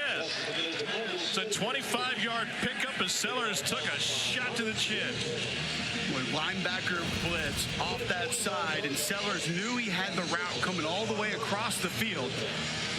Clean pocket at first, but as you mentioned, Grayson Halton comes off a little bit late. Nice job sticking in that pocket to complete the pass to your tight end on that long drag route. See if they lean on the run game again out of the pistol. And they swing it out to the near side, looking for a screen. Well defended by Oklahoma. Trey Jacobs had nowhere to go. Eli on the field was the runner was down before the ball came loose. True freshman in on the stop. Led his season high 57 snaps last week against Texas in his first career start. He was great last week. Great in coverage, great awareness. Official timeout for an injury. And he's matched up against a tight end, Michael Smith, another true freshman, by the way, at 6'6", 255, fights through that block. I love seeing a cornerback, the aggressiveness right there. Just attack that blocker initially. Even if you drive him off his spot, that's going to force the ball carrier to make a cut back inside. Your defenders can come help you out. Just a nice job by the freshman corner who has a little bit of a luxury, Tom, having his brother on the field with him. Yeah, that makes things easier. Talking with Zach Alley about the brothers, and he said, you know, Eli's really nonchalant. He's hyper-focused, but just so easy-going. Sellers eludes the rush again. Little dip, and he bends it to the outside. What a fantastic run by Lenora Sellers. He put Danny Stutzman in the whirlpool. Yeah, you're not going to see Danny Stutzman get stunted on very often like Lenora Sellers did there. But great pocket awareness also, understanding that thing's breaking down behind him a little bit. Gets outside, keeps those eyes downfield, but then turns it into a positive play. Carolina 4 of 10 on third downs today. Sellers takes it back, keeps it. There's a flag down. It might be coming back, but I want to go back to this play. It may seem like nothing and very simple, but twice this season, South Carolina has fumbled Offense on number that 75. very play where Rocket Sanders at the mesh had too firm a grip. And finally, Dow Loggins got both quarterbacks and Rocket Sanders together, and he said, listen, you guys have to figure this out. I'm not on the field with you. We can't afford turning the ball over on plays like this that are so basic. Well, there is a give and a take with it. It's the running back's job, if that ball stays in the mesh, to take it from the quarterback. It's the quarterback's job to pull it from the running back. And you can imagine some of the confusion there. The running back sees an opening. He wants that football to be able to attack it. Vice versa with the quarterback. That end crashes. He's got green. He wants to pull that football out and go get yardage. So after the holding penalty, South Carolina backed up, and a flag pre-snap and a whistle, and that'll back them up further. False start. Offense number 8. 5-yard penalty. Still third down. It's Nick Harbor. Contractually obligated to mention that Harbor is a track star anytime we say his name.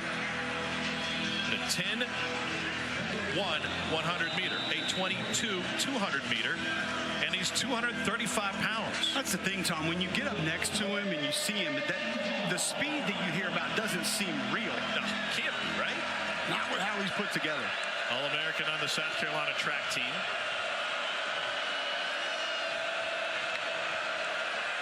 Three-man rush. Whoa!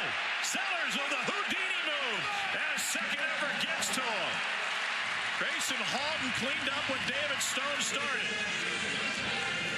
Well, it's a great push from David Stone initially. He's going to attack upfield and fight through the South Carolina offensive line. That gets Sellers off platform. And you almost see there's Kamar Bell just kind of tries to pass that off, Tom. He can stay and help there a little bit. Doesn't, and that allows Stone to get Sellers outside of the pocket just a little bit more, and then Halton finishes it off. Peyton Bowen back to receive this punt from Kai Kroger. So a couple of penalties and then the sack. Bowen takes a fair catch at the 10 for a 41-yard punt. Jackson Arnold back out with the Oklahoma offense when we return, and the Sooners searching for answers. Check out the good hands plays brought to you by Allstate. This South Carolina defensive front having its way today. They have gotten their hands on the offensive linemen to get off of them onto the quarterbacks of Oklahoma, plural. And it has been off the edge. It has been pressures. It has been interior defensive linemen wreaking havoc for the Oklahoma offensive line and Oklahoma offense in general. Have not been able to maintain that group today. Sooners need to find something. They risk going with 3 points or fewer in back-to-back games for the first time since 1995. The gap for Javante Barnes.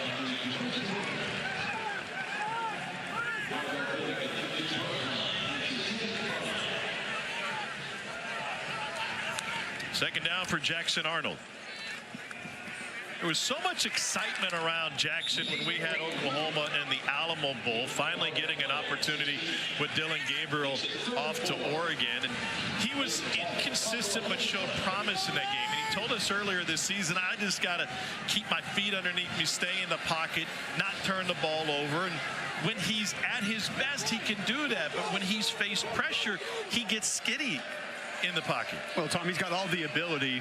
Jeff Levy told me he's the most talented quarterback he's ever worked with, just from a tool standpoint. But you're right. Once it gets past the quick distribution, he tends to get a little erratic. Levy now the head coach of Mississippi State. That one delivered on time. And J.J. Hester takes it out just shy of the 40-yard line.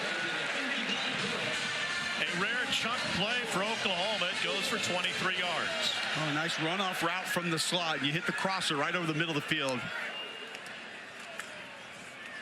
Arnold hands it off, and Javante Barnes with a physical run. Tom, even on that crosser, though, you almost saw like the one extra pat from Jackson Arnold. Just go ahead and let that ball go. And the stutter step. It reminds me of the conversation we had in Kalen DeBoer's office a couple weeks ago about Jalen Milroe. Arnold on time the perimeter. And he said what we really worked on with Jalen is that three-step drop, hitting that back foot and letting it fly, and the rhythm that a quarterback can get into. Now, to be fair, on the Oklahoma side, when we talked with Brent Venables yesterday, he said, listen, it's hard for your quarterback to get in rhythm, and they stress this to the wide receivers, if you're running a 16-yard curl and you run it at 18 yards of depth. There's a lot more that goes into it than just the throw and the catch a lot of times. They've been forced to play a lot of youngsters on the offensive side. Arnold cannot escape the Carolina pressure. It's another sack for South Carolina, 6th of the game. And Jatius Gear, it's another big tackle for the Cox. Okay, so slide protection again all the way across, and you're going to have the back on a linebacker, and that's just not going to work out very often. You talk about slide protection like dads who are basketball coaches talk about playing zone defense with your 13-year-olds. Most dads probably shouldn't be trying to coach the team from the bench, but Arnold on the run. Pressured again. But one of your criticisms of it is it simplifies it to a fault. Too much. It gives you extra bodies. It gives you a quick wall of defense. It cannot be your go-to because coordinators like Clayton White, who told us, Tom, I spent the entire offseason learning how to attack things like slide protection. It's what these D coordinators are doing. You think they're behind the game? You don't think they're trying to get ahead of new age offenses? And it's going to put backs on linebackers, backs on defensive ends, tight ends on defensive ends. Those are not favorable matchups for your players. OU 3 of 10 on third down today. Play clock at 1. They just get it off. They use the entire clock. Arnold going deep. Man has a step. It's caught. Brennan Thompson in the end zone. The first touchdown in 2 games for Oklahoma is a 54-yard strike to the speedy Brennan Thompson. Sooners will leave the offense on the field and go for 2.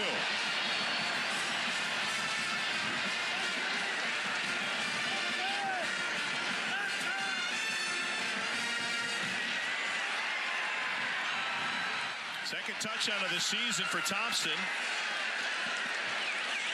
Let's go for Dose, brought to you by Dos Equis. They're 1 of 3 on 2-point conversions this season. And they'll put the ball over the left hash. Barnes is the tailback.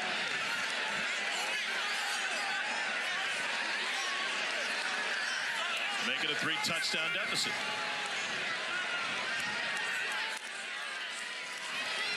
Arnold shovel pass. Stop shy of the goal line. It's Bowers sharp. Taka Hemingway ended up with it. Shovel pass all the rage in college football. So is having a quarterback able to hit on deep passes. Arnold to Thompson.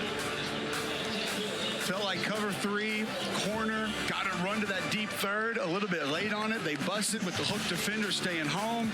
And Jackson Arnold stealing for the first Oklahoma touchdown of the day.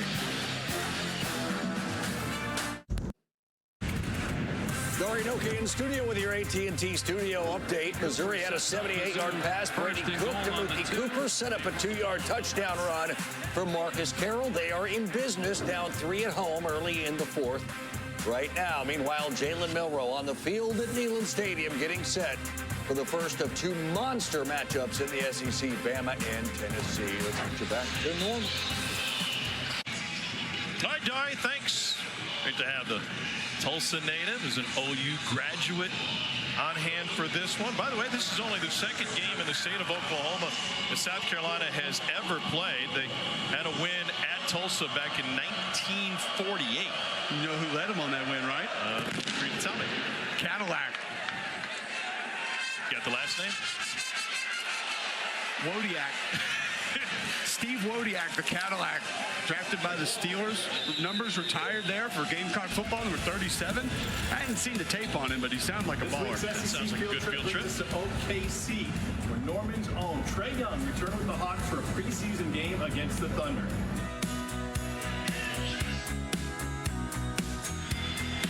Well, that was about all we'd see of Trae. It was the second of back-to-backs for the Hawks in town. Then they'll be back in Oklahoma City next weekend to start this season. I had a great trip with my son, Andrew. There's some Trae Young fans in the building. And Shane Beamer and I were talking about Oklahoma City and the Thunder being so close. He was sitting courtside when the Thunder took on the Lakers, and Russell Westbrook, this big tackle behind the line, and Sanders bounces away and had to work really hard to lose only a yard.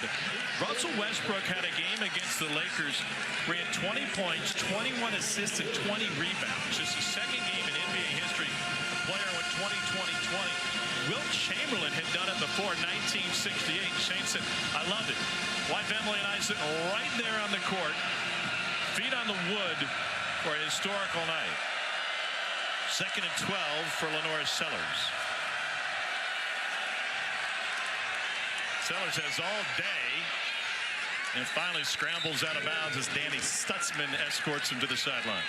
Thought he could have had that check down to the back a little bit earlier. Rocket Sanders almost throws him a block near the sideline, but did not get to it quickly enough. This is where I would expect Oklahoma to begin to dial up more pressure. You saw, Tom, right before the half, Venable Zach Alley really came after this group, had 6 on the line of scrimmage, brought a safety blitz with that. South Carolina didn't do a good job managing that pressure. Do they overload again here? Oklahoma had 12 men on the field. Timeout. Oklahoma, they're first. It'll be 30 seconds.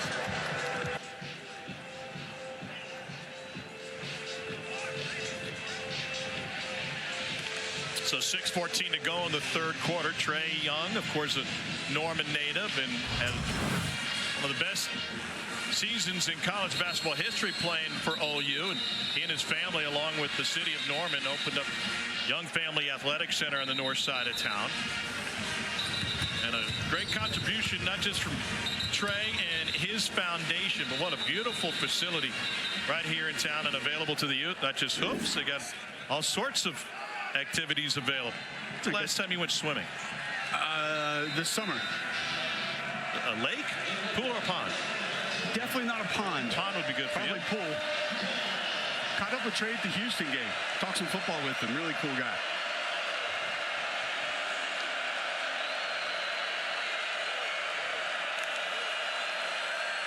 On 3rd and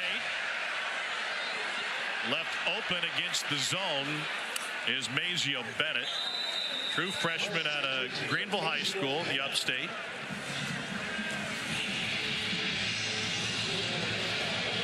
Cole, I think this is your new favorite wide receiver. I talked with Mazio Bennett this week. He said at age 4, when he started playing football, his first position was O-line. Very passionate blocker. Sanders, but O-line, he's 5'11", $185. No, so he hasn't how grown small since were the other kids? He was 4 years old, to be fair, so I think it's a little more even then. He actually didn't play wide receiver until high school. His high school principal was also a wide receiver trainer, convinced him during 2020 to go out there and train with him. He fell in love with the position, and him and Lenoris go way back, training with the same organization for a couple years now, so the chemistry makes sense. Former Red Raider from Greenville High School.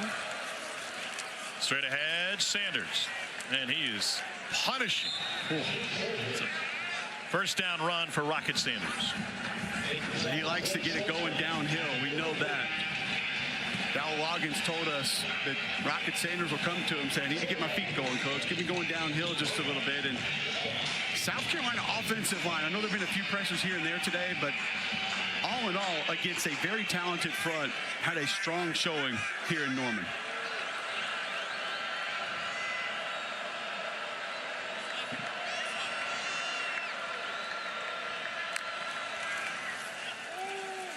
Sanders again gets stood up at the line of scrimmage.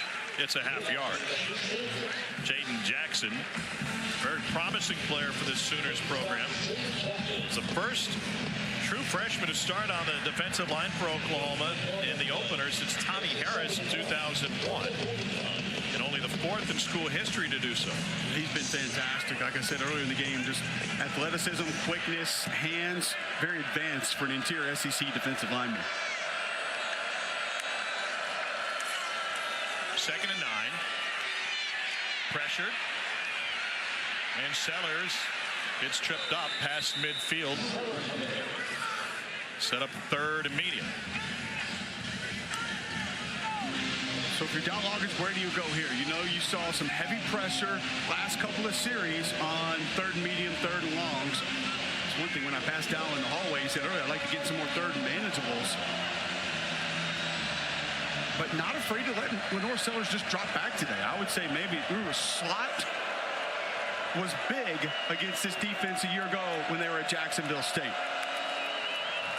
Kobe Johnson coming on a corner blitz. Sellers lobs it that way and incomplete from Michael Smith. That's similar to that one last week against Alabama where Sellers kind of rolling, floats it. That one's not really overthrown, in position for Smith to be able to make a play on it. These are tough throws. There you see the pressure coming right up the gut from Grayson Halton again. And, oh, man, a little more air under that one. You got a big game.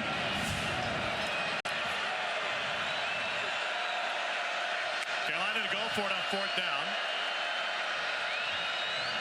Remember, Oklahoma jumped on a 4th down earlier. That was in the 2nd quarter. This is 4th and 5. And Beamer wants him to wait. Did they get it off? Missiles came before. And South Carolina will likely punt it away.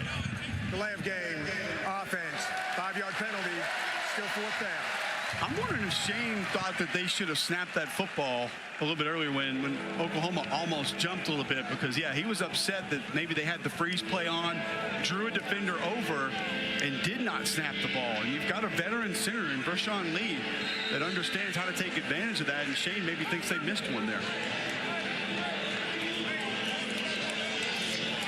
So here's Kai Kroger to punt it away.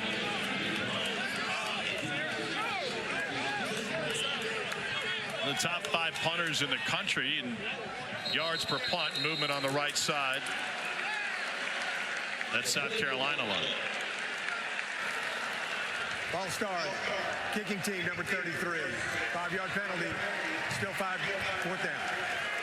Kroger is 3rd in the nation, averaging 48 yards per punt. He's had a couple go farther than that already today.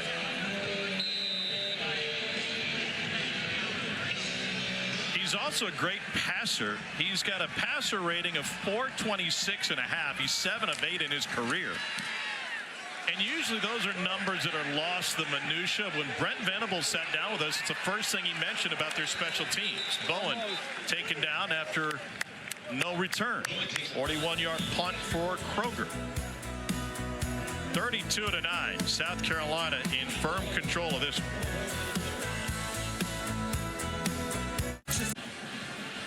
Well, the challenge for Brent Venables continues after this one, and he said every time we have our staff meetings on Sunday and meet with the team later, it's all about moving forward. Well, this is a tough track going forward.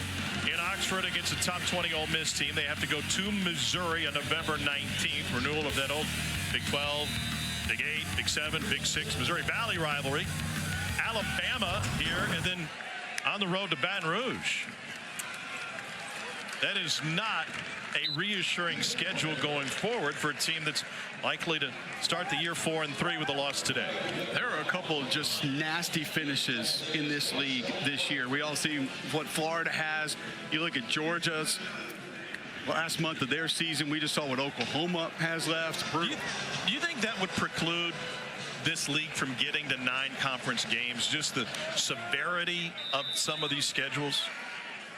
I don't think so. I think it's going to happen at some point in time, but I don't think that the difficulty of the schedules is going to be what prevents it. Arnold. Too much juice on that one, right through the hands of his intended receiver. And one thing that may help that, Tom, we get to the playoff this year, none of us really know exactly how this is going to go. We're going to have to retrain our brains on 2-loss teams, maybe even 3-loss teams, and how they're viewed and how we look at those teams where they used to just be out of contention now may squarely be in it, even with a couple weeks left in the season. More of an NFL mentality. The Chiefs lost 4 regular season games last year. No one questioned that they were one of the best at the professional level. Arnold sandwiched again. There's a flag down in the direction of holding. Arnold may have gotten back to the line of scrimmage before Bam Martin Scott got to him.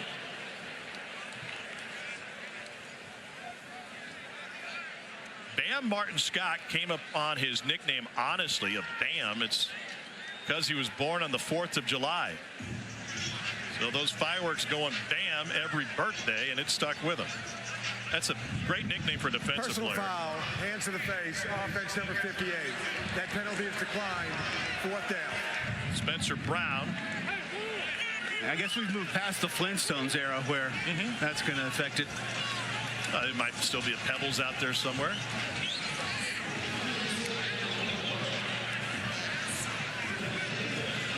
Do you have to have the bone here, Ty, for that? Yes. You also have to have eyes with no pupils.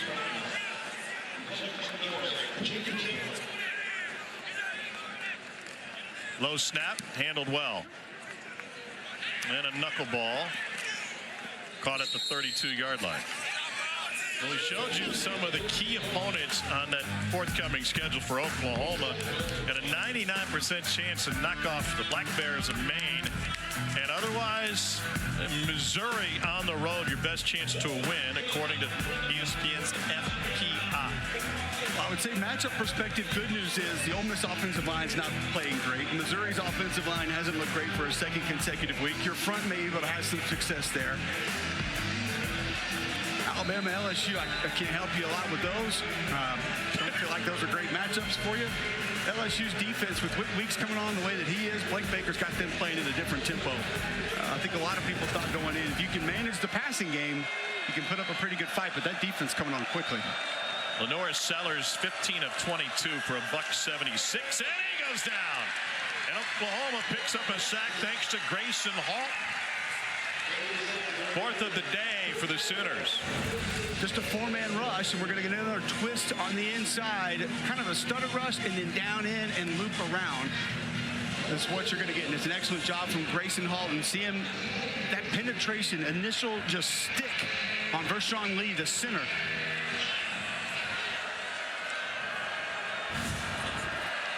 Tenth sack of the day combined.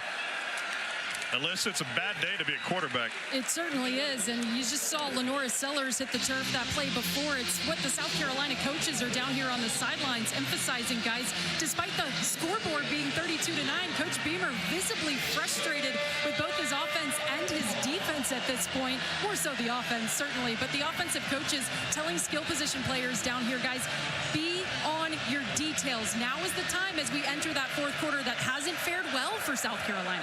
Two blown leads against top-notch opponents, including last week against Alabama. It was a fumble that keyed the Alabama comeback. Across the middle to Harbor.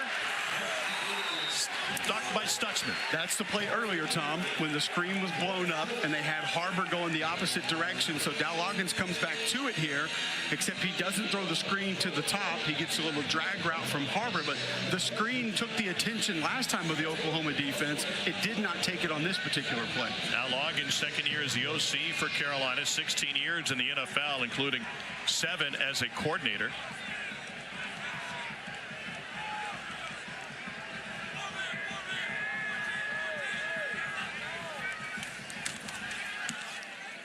Kroger drives into this one. Bowen back to the 20. Bowen looking for the sideline. Can't quite get a step. Lost a shoe, but held onto the football. 54-yard punt. 5 yards and 1 shoe on the return.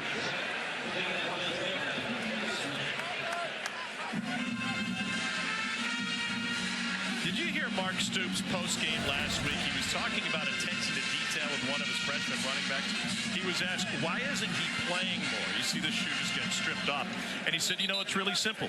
He had a run in the game where his shoe came out. And it came off because it wasn't tied. If you can't tie your shoes, I can't depend on you to be in the game. Denard Robinson still played. Yeah, he did. That was a different era. There's always those guys that have their chin strap unbuckled, or now you see guys with 2 mouthpieces hanging from their face mask. I don't know what that is for. Arnold spikes it. By the way, saw Mark's brother Bob. Probably the first time in Norman he's been referred to as Mark's brother. Second down. Number 2 was in the area. We would have guys that didn't have their ankles taped or no ankle braces. And you always wonder, how is he not just injured all the time? There's always little equipment snafus. Certain guys just do things a certain way. Did it prevent him from scoring or picking up first down yardage? If that was the case, then I get it. But if it's prevented him from being on the field because he lost his shoe. Guys get their helmets ripped off all the time. To the slant. It's still just a hair behind J.J. Hester, but good enough for a big gain and just short of the first down. You see how smooth he is when that timing and that rhythm is there. Jackson Arnold can just make it look really easy. And they're able to pick it up on the ground with Javante Barnes. By the way, big one for Kentucky tonight. They're at Florida on an SEC Saturday night matchup. This is the end of the third quarter comes to an end here in Norman. First ever meeting between the Gamecocks and Sooners, and that South Carolina defense waving goodbye early. Here's a game summary. It summarizes the game, and with Oklahoma turning it over on each of its first 3 possessions and a change at quarterback didn't change much. South Carolina led 21-0. Be interesting going forward for Oklahoma. They went to Michael Hawkins Jr. to try and get a spark to this offense, and he provided that at times. It started Auburn was the first road start for an Oklahoma freshman quarterback since Troy Aikman got the start at Kansas his opening year, and then the offense grinded to a halt in the game against #1 Texas last week with only 3 points. So back to Jackson Arnold. Pass is complete on a bobbling catch by Javante Barnes, and with the schedule going forward, Barnes is shaken up on the sideline.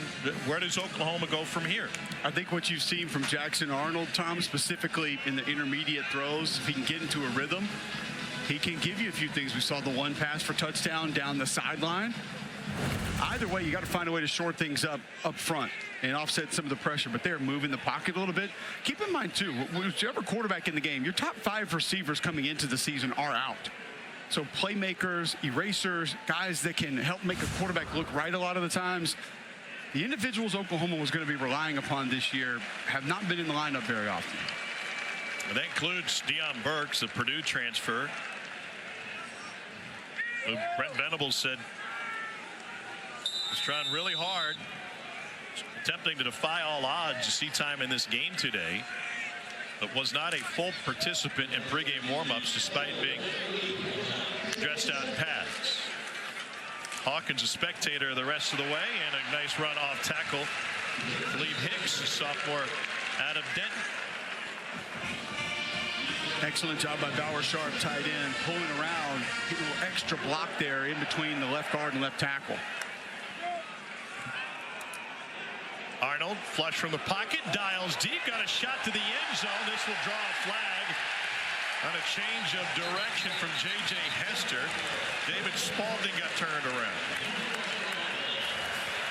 Pass interference, defense number 29.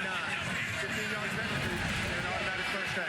That's a big win by Kyle Kennard on the right side of the offensive line, but right out of the gate, J.J. Hester, a win. And he makes adjustments to the football. You get a flag. A lot of things can go your way when you get one-on-ones and you can push the ball down the field. Specifically, like we talked about with Hester, the size. Tom's got great speed, almost 6'6". Caught that deep ball against Auburn earlier this year. Was banged up all last season, transferred in from Missouri. Sooners go back to the ground game, and Barnes, who had left to play before, Emmanuel with the stop. Good to see Barnes back in the game. He's the best overall running back this team has, but also on Hester, Tom, he is the only Oklahoma player that has an offensive play over 60 yards this year. Arnold pulled it back and flicks it incomplete as he got pressured from Demetrius Knight. And they're going to discuss whether or not this was grounding. There is no foul for intentional grounding. The passer was outside the tackle box. Third down. Looked like he was in a tackle box to me, but regardless, by the way, in Columbia, Missouri, Auburn with a 3-point lead, under 2 minutes to go with Missouri driving. I think that just Jackson Arnold getting hit, kind of forced an errant pass there, but it was designed to go to J.J. Hester, but Nick Emmanuel made an adjustment late, did not bite on the RPO, so he stuck back. And did you think he was out of the tackle box? No. Okay. Oh, Javante Barnes is taking some licks here in the fourth quarter. That time he got sandwiched by Debo Williams and David Spalding. That's one of the things you notice first when you put the film onto this South Carolina defense. They can run. It's not one guy, it's not two guys. As a unit, they fly to the football. Is run exponentially faster than just running? It's being able to run on top of being able to run. They got layers of running, and they got 10 tackles behind the Oklahoma line of scrimmage today. Four-man rush. Arnold taken down. Another sack for Carolina. Georgia Tech transfer Kyle Kennard. 7th sack for South Carolina.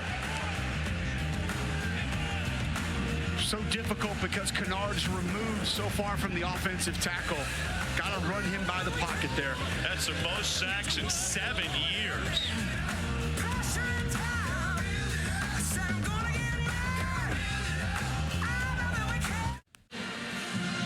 Welcome back to Norman. We've talked throughout the course of the day about how it's a homecoming of sorts for the Beamer family. Spent a couple of years here. Their kids made a ton of friends here, so it was an exciting comeback for them to get to visit all of them. And they also gained another family member while they were here in Norman. It's Boomer Beamer. Hi, Olivia. Hello. Hi, Shane. I'm Shane. Hi, nice to meet you.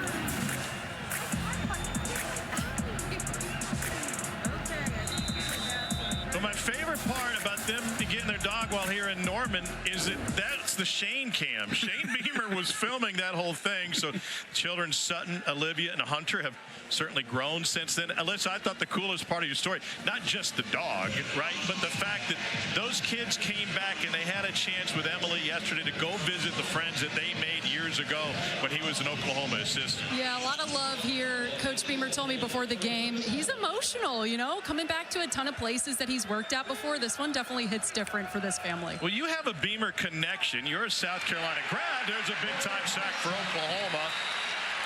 Ethan Downs taking down Sellers. What was your first dog's name?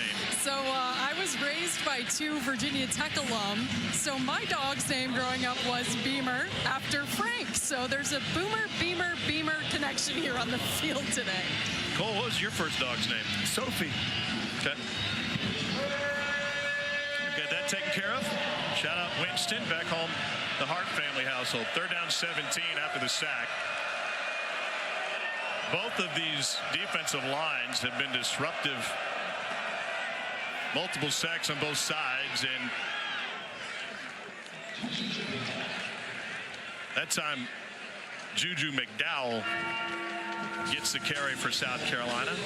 Dowell power play almost went ahead for first down yardage there. Cole, you're an old offensive lineman. I mean, you are old, and you're a former offensive lineman. 12 sacks today combined between both sides. What would the film room look like on Sunday afternoon or Monday morning in your day? Yeah, not pretty. One that you probably wouldn't want to go visit. I think from the South Carolina side of things, it's a little more acceptable because the game plan been a little bit more conservative, and you can avoid some of these moving forward. But from an Oklahoma perspective, it's going to be a lot of frustration. Kroger sends this one inside the 5. Catch taken there, and Oklahoma trying to make something happen. Not supposed to catch it there. Von Jordan taking a chance. They take it back out to the 10-yard line.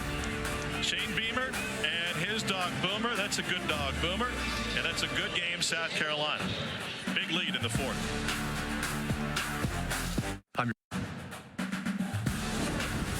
SEC Network Football is presented by Allstate. You're in good hands. And in part by T-Mobile 5G home internet. Get internet how you want it. A huge double dip in the SEC on ABC as soon as Miami and Louisville get out of the way. Game day was in Austin this morning for the huge matchup between Georgia and Texas. And your All-State playoff predictor, win or lose, Texas is in a good spot, but if they win, a 98% chance to reach the 12-team college football playoff. How do you see that game going? I think Texas will win the game. I think the options that they have offensively can take advantage of a few holes in the Georgia defense, but specifically the edge presence that Texas has got defensively against the Georgia tackles, I believe will be a problem. Jackson Arnold dumps it out of a collapsing pocket, and that's a 3-yard gain. 13 completions and 24 attempts for Arnold for 160 yards. Michael Hawkins Jr. threw 2 picks in 5 attempts today. His first 2 interceptions of the year. Short drop, and Arnold gets swallowed up again. This time it's Gilbert Edmond. That is 8 sacks by 8 different Gamecocks today. Well, Gilbert Edmond, who left South Carolina to Florida State, then came back to South Carolina, is going to be working on the right tackle. Help comes a little bit too late. That's just a bull rush and physically overpowering an offensive tackle. Got his hands inside, sticks with it, good push. Like I said, the help from the right guard just a little bit too late there. The old boomerang portal, huh? You leave and you come back. Prodigal son. Gilbert Edmond, and 8 sacks for South Carolina. Arnold rolls out and finds Barnes, who makes a man miss, and lots of football. South Carolina pounces on it at the 21-yard line. It's another giveaway. Bam Martin Scott with the recovery.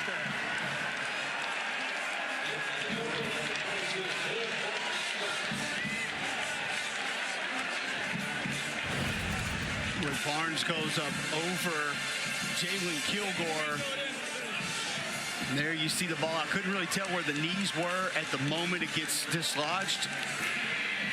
Just trying to make a play, trying to get a couple extra yards. Fourth takeaway for the South Carolina defense, and the 6-year player out of Fort Wayne, Indiana, Bam Martin-Scott, ends up finding it. And Javante Barnes has been taking some shots all day today. A lot of times when you get those check downs and the little outlet throws, defenders have a clean run at you.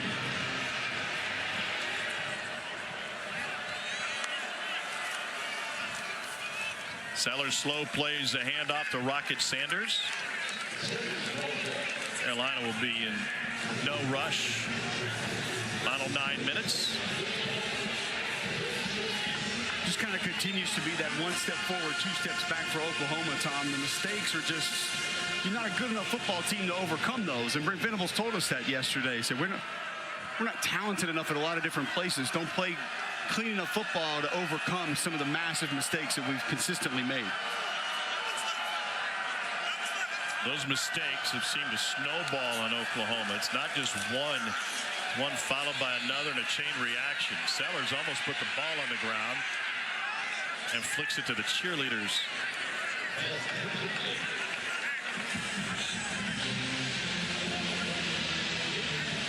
Third down coming up. Play fantasy football, Cole? Terrible at it. If you had South Carolina in your fantasy team, their defense would have gotten you 4 turnovers, 8 sacks, and 2 touchdowns. That's a 28-point fantasy afternoon for South Carolina's D. It's more than Jaden Daniels got me last week. I bet. Well, it's the dream of an outing for the South Carolina staff. Rocket Sanders. What a job by Clayton White, by the way, in his 4th year as a DC here. Played at NC State before 3 years in the NFL. And what a wonderful visit with him and the excitement that he draws in getting this team ready. It's been a sensational season for the defensive unit for South Carolina. When he said a GA, his senior year at NC State was Manny Diaz. And that's who he actually went and did some of that summer study with. And what a win for Diaz and his team last night. But always self-scouting, always looking for ways to improve. Didn't just rest on the fact that they had some talented defensive linemen. Oklahoma drops off thinking maybe a fake. The 32-yard field goal from Herrera is good. 35-9. We approach the midway point in the 4th quarter. Shane Bierman is homecoming to Norman, has brought havoc with him. 4 turnovers, 8 sacks, and a historic day for the Gamecocks. Dari Noka in studio. Time for a studio update made from scratch through our friends at Hardee's, and it is over in Columbia. Tigers score the game's final 18 points. Mizzou's Tigers, that is, to get to 6-1. Jamal Roberts, the go-ahead touchdown in the final minute. Auburn has lost 4 in a row, guys. Well, Missouri living on the edge, but pulling it off. Dari, I need a spot for us to walk to post-game to grab a bite, maybe a pop, headed towards Campus Corner or something. And Oklahoma backed into a corner in the first quarter of this game, trailed 21-0.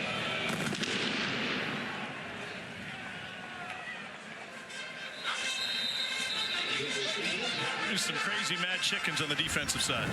This has been the story of the game, just wreaking havoc up front.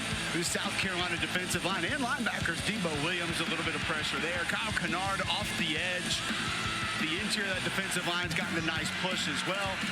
We've seen multiple edge rushers, not just the top 2, make plays, finding a way to get the football on the ground. There has been no consistency, no rhythm, no feel on offense for Oklahoma today. And Clayton White's front 7 has been a massive reason why.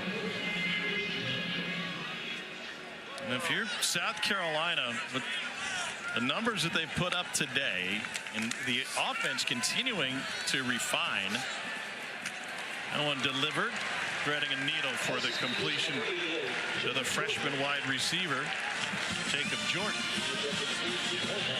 This thing going forward for South Carolina, it is certainly not an easy schedule, but this gives you great belief, especially with its performances against both Alabama and LSU. They get A&M at home. They go to resurgent Vanderbilt. Missouri at home. And after a walk over Wofford, they'll get Clemson once again in the rivalry game to close the regular season. Second down 2. On time and on a dime, J.J. Hester ball out again, and Hester is able to crawl back for it. The ruling on the field is a catch and a fumble recovered by the offense. Second down. His knee was down before that ball came out. Correction, third down. Oklahoma going to run to the ball, looking at a 3rd and short. Nope. No.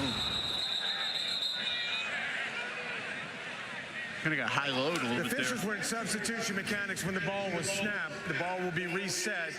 Third down.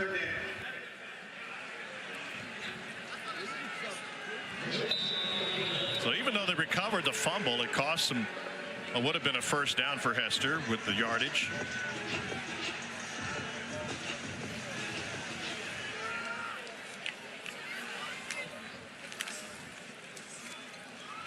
This is a major fall off in offensive production from year to year for Oklahoma in many different ways. And that includes 17 points per game less than Oklahoma scored last year under the direction of Jeff Levy, who left for Mississippi State. Seth Luttrell was here as an analyst. Former North Texas head coach and OU fullback takes over the offensive play calling. Dylan Stewart with another sack. Number 9 on the day for South Carolina. Again, that flexibility that I've talked about, Tom, with Stewart being able to dip and rip up underneath, and there's those numbers you're referencing. Oh. 9 sacks, 9 different South Carolina defenders. That is unbelievable. Nothing doing here. That will leave 3rd and long. So what's the answer for Oklahoma offensively? Obviously, you can't just snap your fingers and recreate what you were with Dylan Gabriel and Jeff Levy last year. So what can be done? I think you got to find some consistency first with the offensive line. We've seen a lot of guys rotating in. Find 5, go with it if you can. Now, they're not all 100%, so that's a big reason why. Stick with the quarterback moving forward. Not that they've rotated, but I think if it's going to be Jackson Arnold, stay with him, go ahead, let him try to get comfortable with some of his targets, some of the plays. The ruling on the field is an incomplete pass. They've gone from 42 points a game to after today fewer than 24 points a game. And they're on pace for the fewest points per game since 1998 when John Blake was the head coach. Rex Ryan was the defensive coordinator. Sam Pittman was coaching the O-line. They finished 5th in the Big 12 South. They only had 2 offensive players drafted off that team. Wait a second. You had a staff with Sam Pittman and Rex Ryan on it? Yeah. That might have been a lively building back then, huh? Pass. The previous players under video review.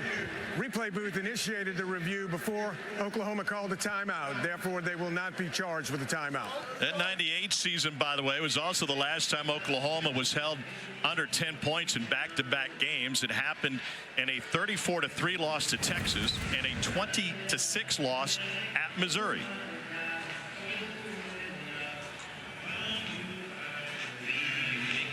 Catch or no catch? That toe comes up right as it looks like he gets the ball in his hands.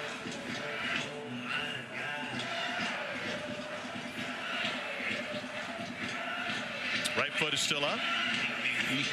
Tough to tell from that angle. You could make an argument that it was down when the ball hit his hands.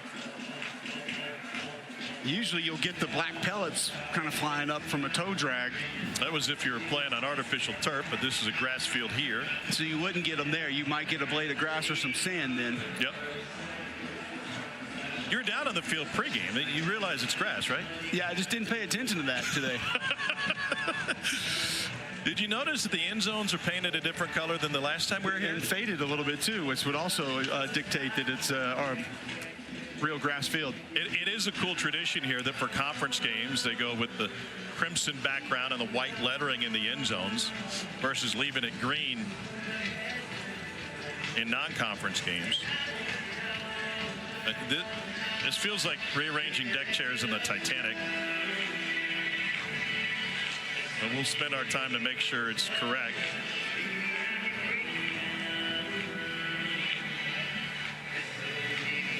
Otherwise, Oklahoma's looking at a 4th and 16. I feel like that look right there gives you a reception. I was thinking back to Jackson Arnold's year last year where he saw enough time to not qualify for a red shirt. He had a game against BYU where he was fantastic late. After video review, the ruling on the field stands. Incomplete pass. 4th down. Not confirmed, just stands. And this coaching staff really bragged on him in that BYU game where he checked at the line of scrimmage on a 3rd and 7 play to a slant that ended up being the game-clinching first down with about 2 minutes to play in the game.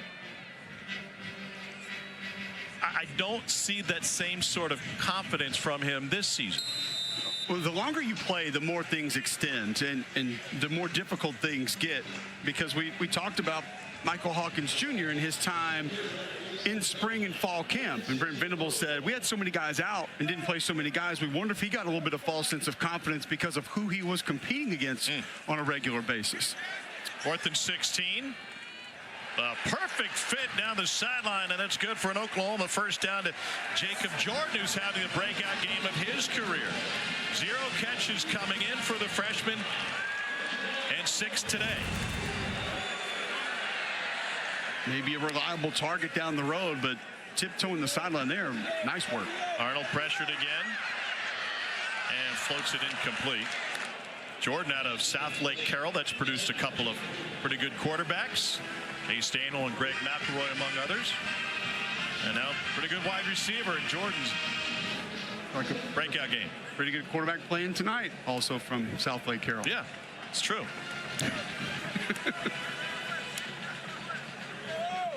McElroy in their Hall of Fame, by the way. Oh, good for him. That and $8 get you a latte? And has a key to the city. Lord knows what he would use that key for. Incomplete. McElroy also has a key to the city in Gadsden, Alabama. He's the only person who has 2 keys to 2 cities. Might be why the Gadsden pub went out of business. The Yellow Wolf probably disagrees. 4:46 to go in the 4th quarter. Oklahoma in danger of losing back-to-back games and falling to 4-3 on this season thanks to South Carolina's penetrating defense. Most sacks for South Carolina since 1996.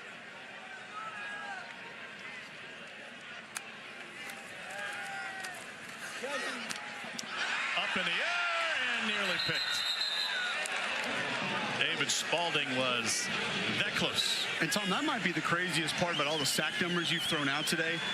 As we saw Kyle Kennard about a step away from another sack on that drop, how close South Carolina has been to, I don't know, 4 or 5 more sacks on the days. You see the tip pass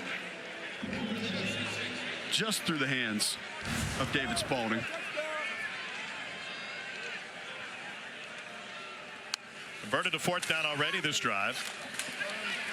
Arnold hit as he throws. It is tipped and all's incomplete again. Spalding that close. Desmond Umazulu colliding with Kyle Kennard as the 2 edge defenders in the pocket again with more pressure. Clayton White's going to meet them out at midfield. Excited about what he saw from the pass rush there. 4:36 to play in this one. South Carolina accomplishing big things today despite losing to LSU. Ole Miss was a beatdown, and Alabama in the last moment. 4th quarter leads against Tigers and the Tide. And here's what's remaining for the South Carolina team. You could say that is a tough schedule, or you could say it is an opportunity. A&M, Missouri, Clemson, all top 20 teams.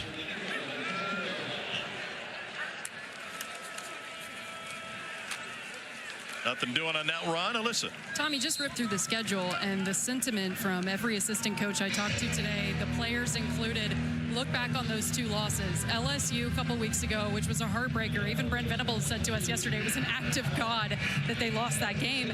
And then Alabama last week. This team truly believes that they are a top 15 team in the country, and you just ripped off their upcoming opponents. They very well could be if they keep playing like this. They have a chance to make some big noise. There's no doubt about it. Second carry for Howell. Cole, how do you view what happened in South Carolina in both the LSU and Alabama games? Fourth quarter leads. I've never seen anything like it. 2 defensive touchdowns taken off the board due to penalties. I've never seen anything like it. Timeout. Oklahoma, they're second. It'll be 30 seconds. Reset the game clock to 3 minutes, 58 seconds. 3:58 on the game clock, please. I thought Clayton White, South Carolina defensive coordinator, had a great plan against LSU. I thought LSU made great adjustments, and we've mentioned it throughout the course of the season, Tom. The iPads are bringing that to life so much faster now than they have in the past. Teams know immediately what you're doing. There are no questions. There's no wondering. So you have to have a backup plan and then a backup plan to that, and then maybe another plan, multiple alternative plans throughout the course of games. But to be able to bounce back the way they did, a lot of times that will buckle you, a loss like that. That's one that will cost you another game or two down the road. And I didn't think the Ole Miss game was necessarily a beatdown. You had a cornerback that fell down in coverage, a jump ball down the field, and you couldn't get it done in the red zone offensively. And then the Alabama game, that was just mistakes down the stretch. But to have opportunities in those games, ones that most people probably said they wouldn't even be in those football games, and then to come back and continue to play with the intensity and the fortitude that they have, that tells me that what Alyssa says might be able to come to fruition, that they could get some big wins here still down the stretch. Robbie Ashford finds Devon Campbell. It is a rarity to come into this building and find a win against Oklahoma. And throughout their time in the Big 12, they had more Big 12 championships than home losses. Now, first year in the SEC, it is certainly shifting. Conference title would take a miracle run for this Oklahoma team. 14 Big 12 titles since '99, of 14 home losses, and that will get inverted today. Only 14 home losses since Bob Stoops took over as the head coach.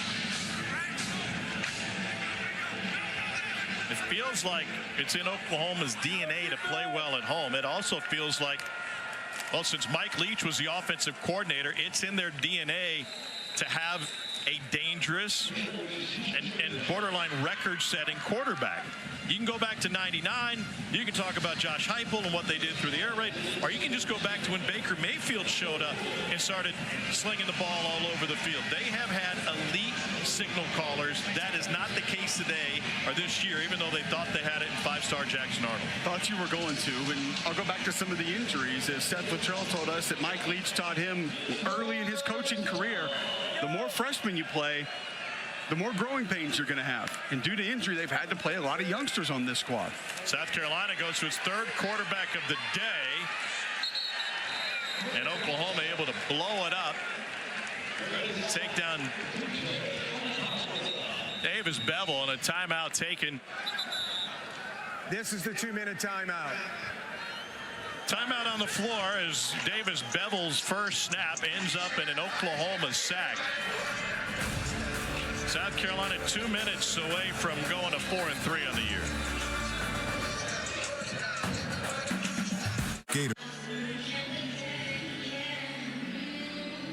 Well, South Carolina started the party early, and they started it dropping a hammer on Oklahoma with a scoop and a score, a pick six, and 9 sacks by 9 different players.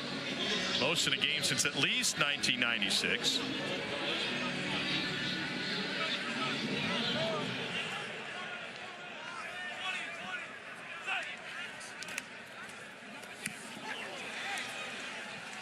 Davis Bevel, the Oklahoma transfer, in for a snap at quarterback. Didn't go anywhere, so they punted away. And nothing doing for Evan Jordan on the return.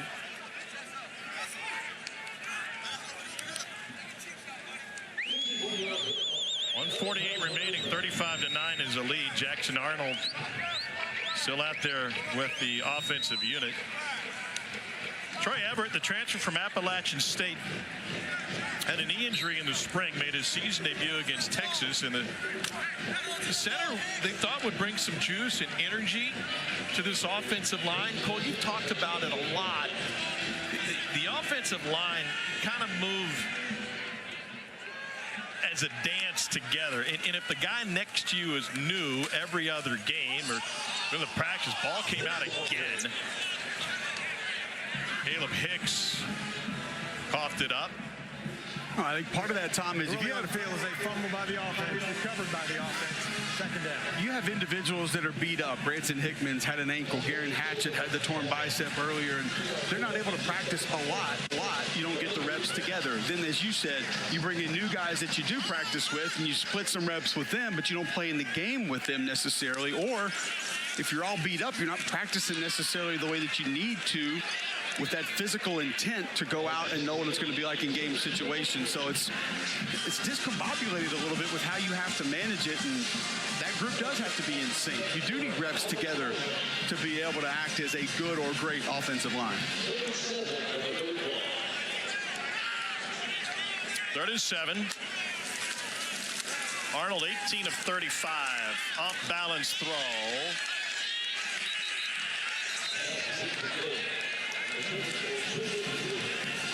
But a lot of that you're referencing, Tom, I mean, there's the guy getting beaten one-on-one. I mean, that last play, Jacob Sexton gets beat inside. We've seen tackles outside, inside, bull rush. You got to find a way to win some one-on-ones at the end of the day. Center, guard, tackle. You have to find a way not to allow your opponent to be able to get past you and get to your quarterback.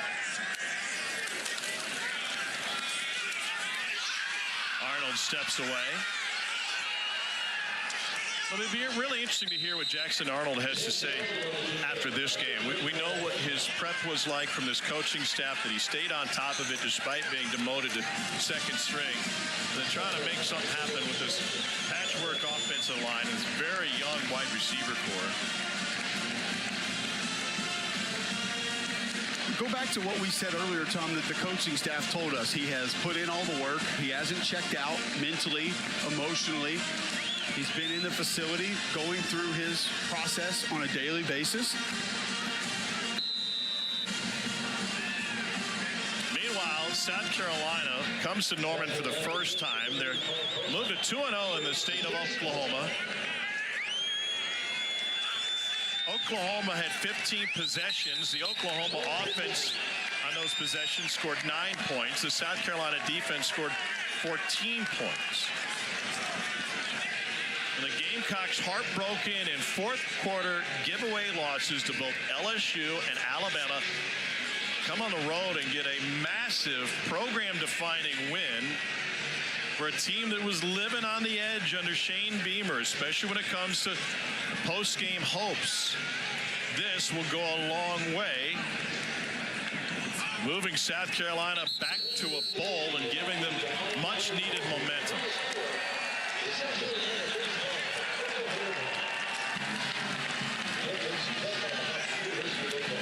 Well, Shane Beamer brought his entire family, Sutton, Olivia, and Honor, the children, his wife, Emily, and the return to Norman. And they get a monster win to finish it off down on the field. Alyssa Langs with the head Gamecock. Coach, your team had so much anger all week, and they started this one with a bang. How did you see them translate that anger into this performance today? Just so happy for them. You know, I think coming off the heartbreaking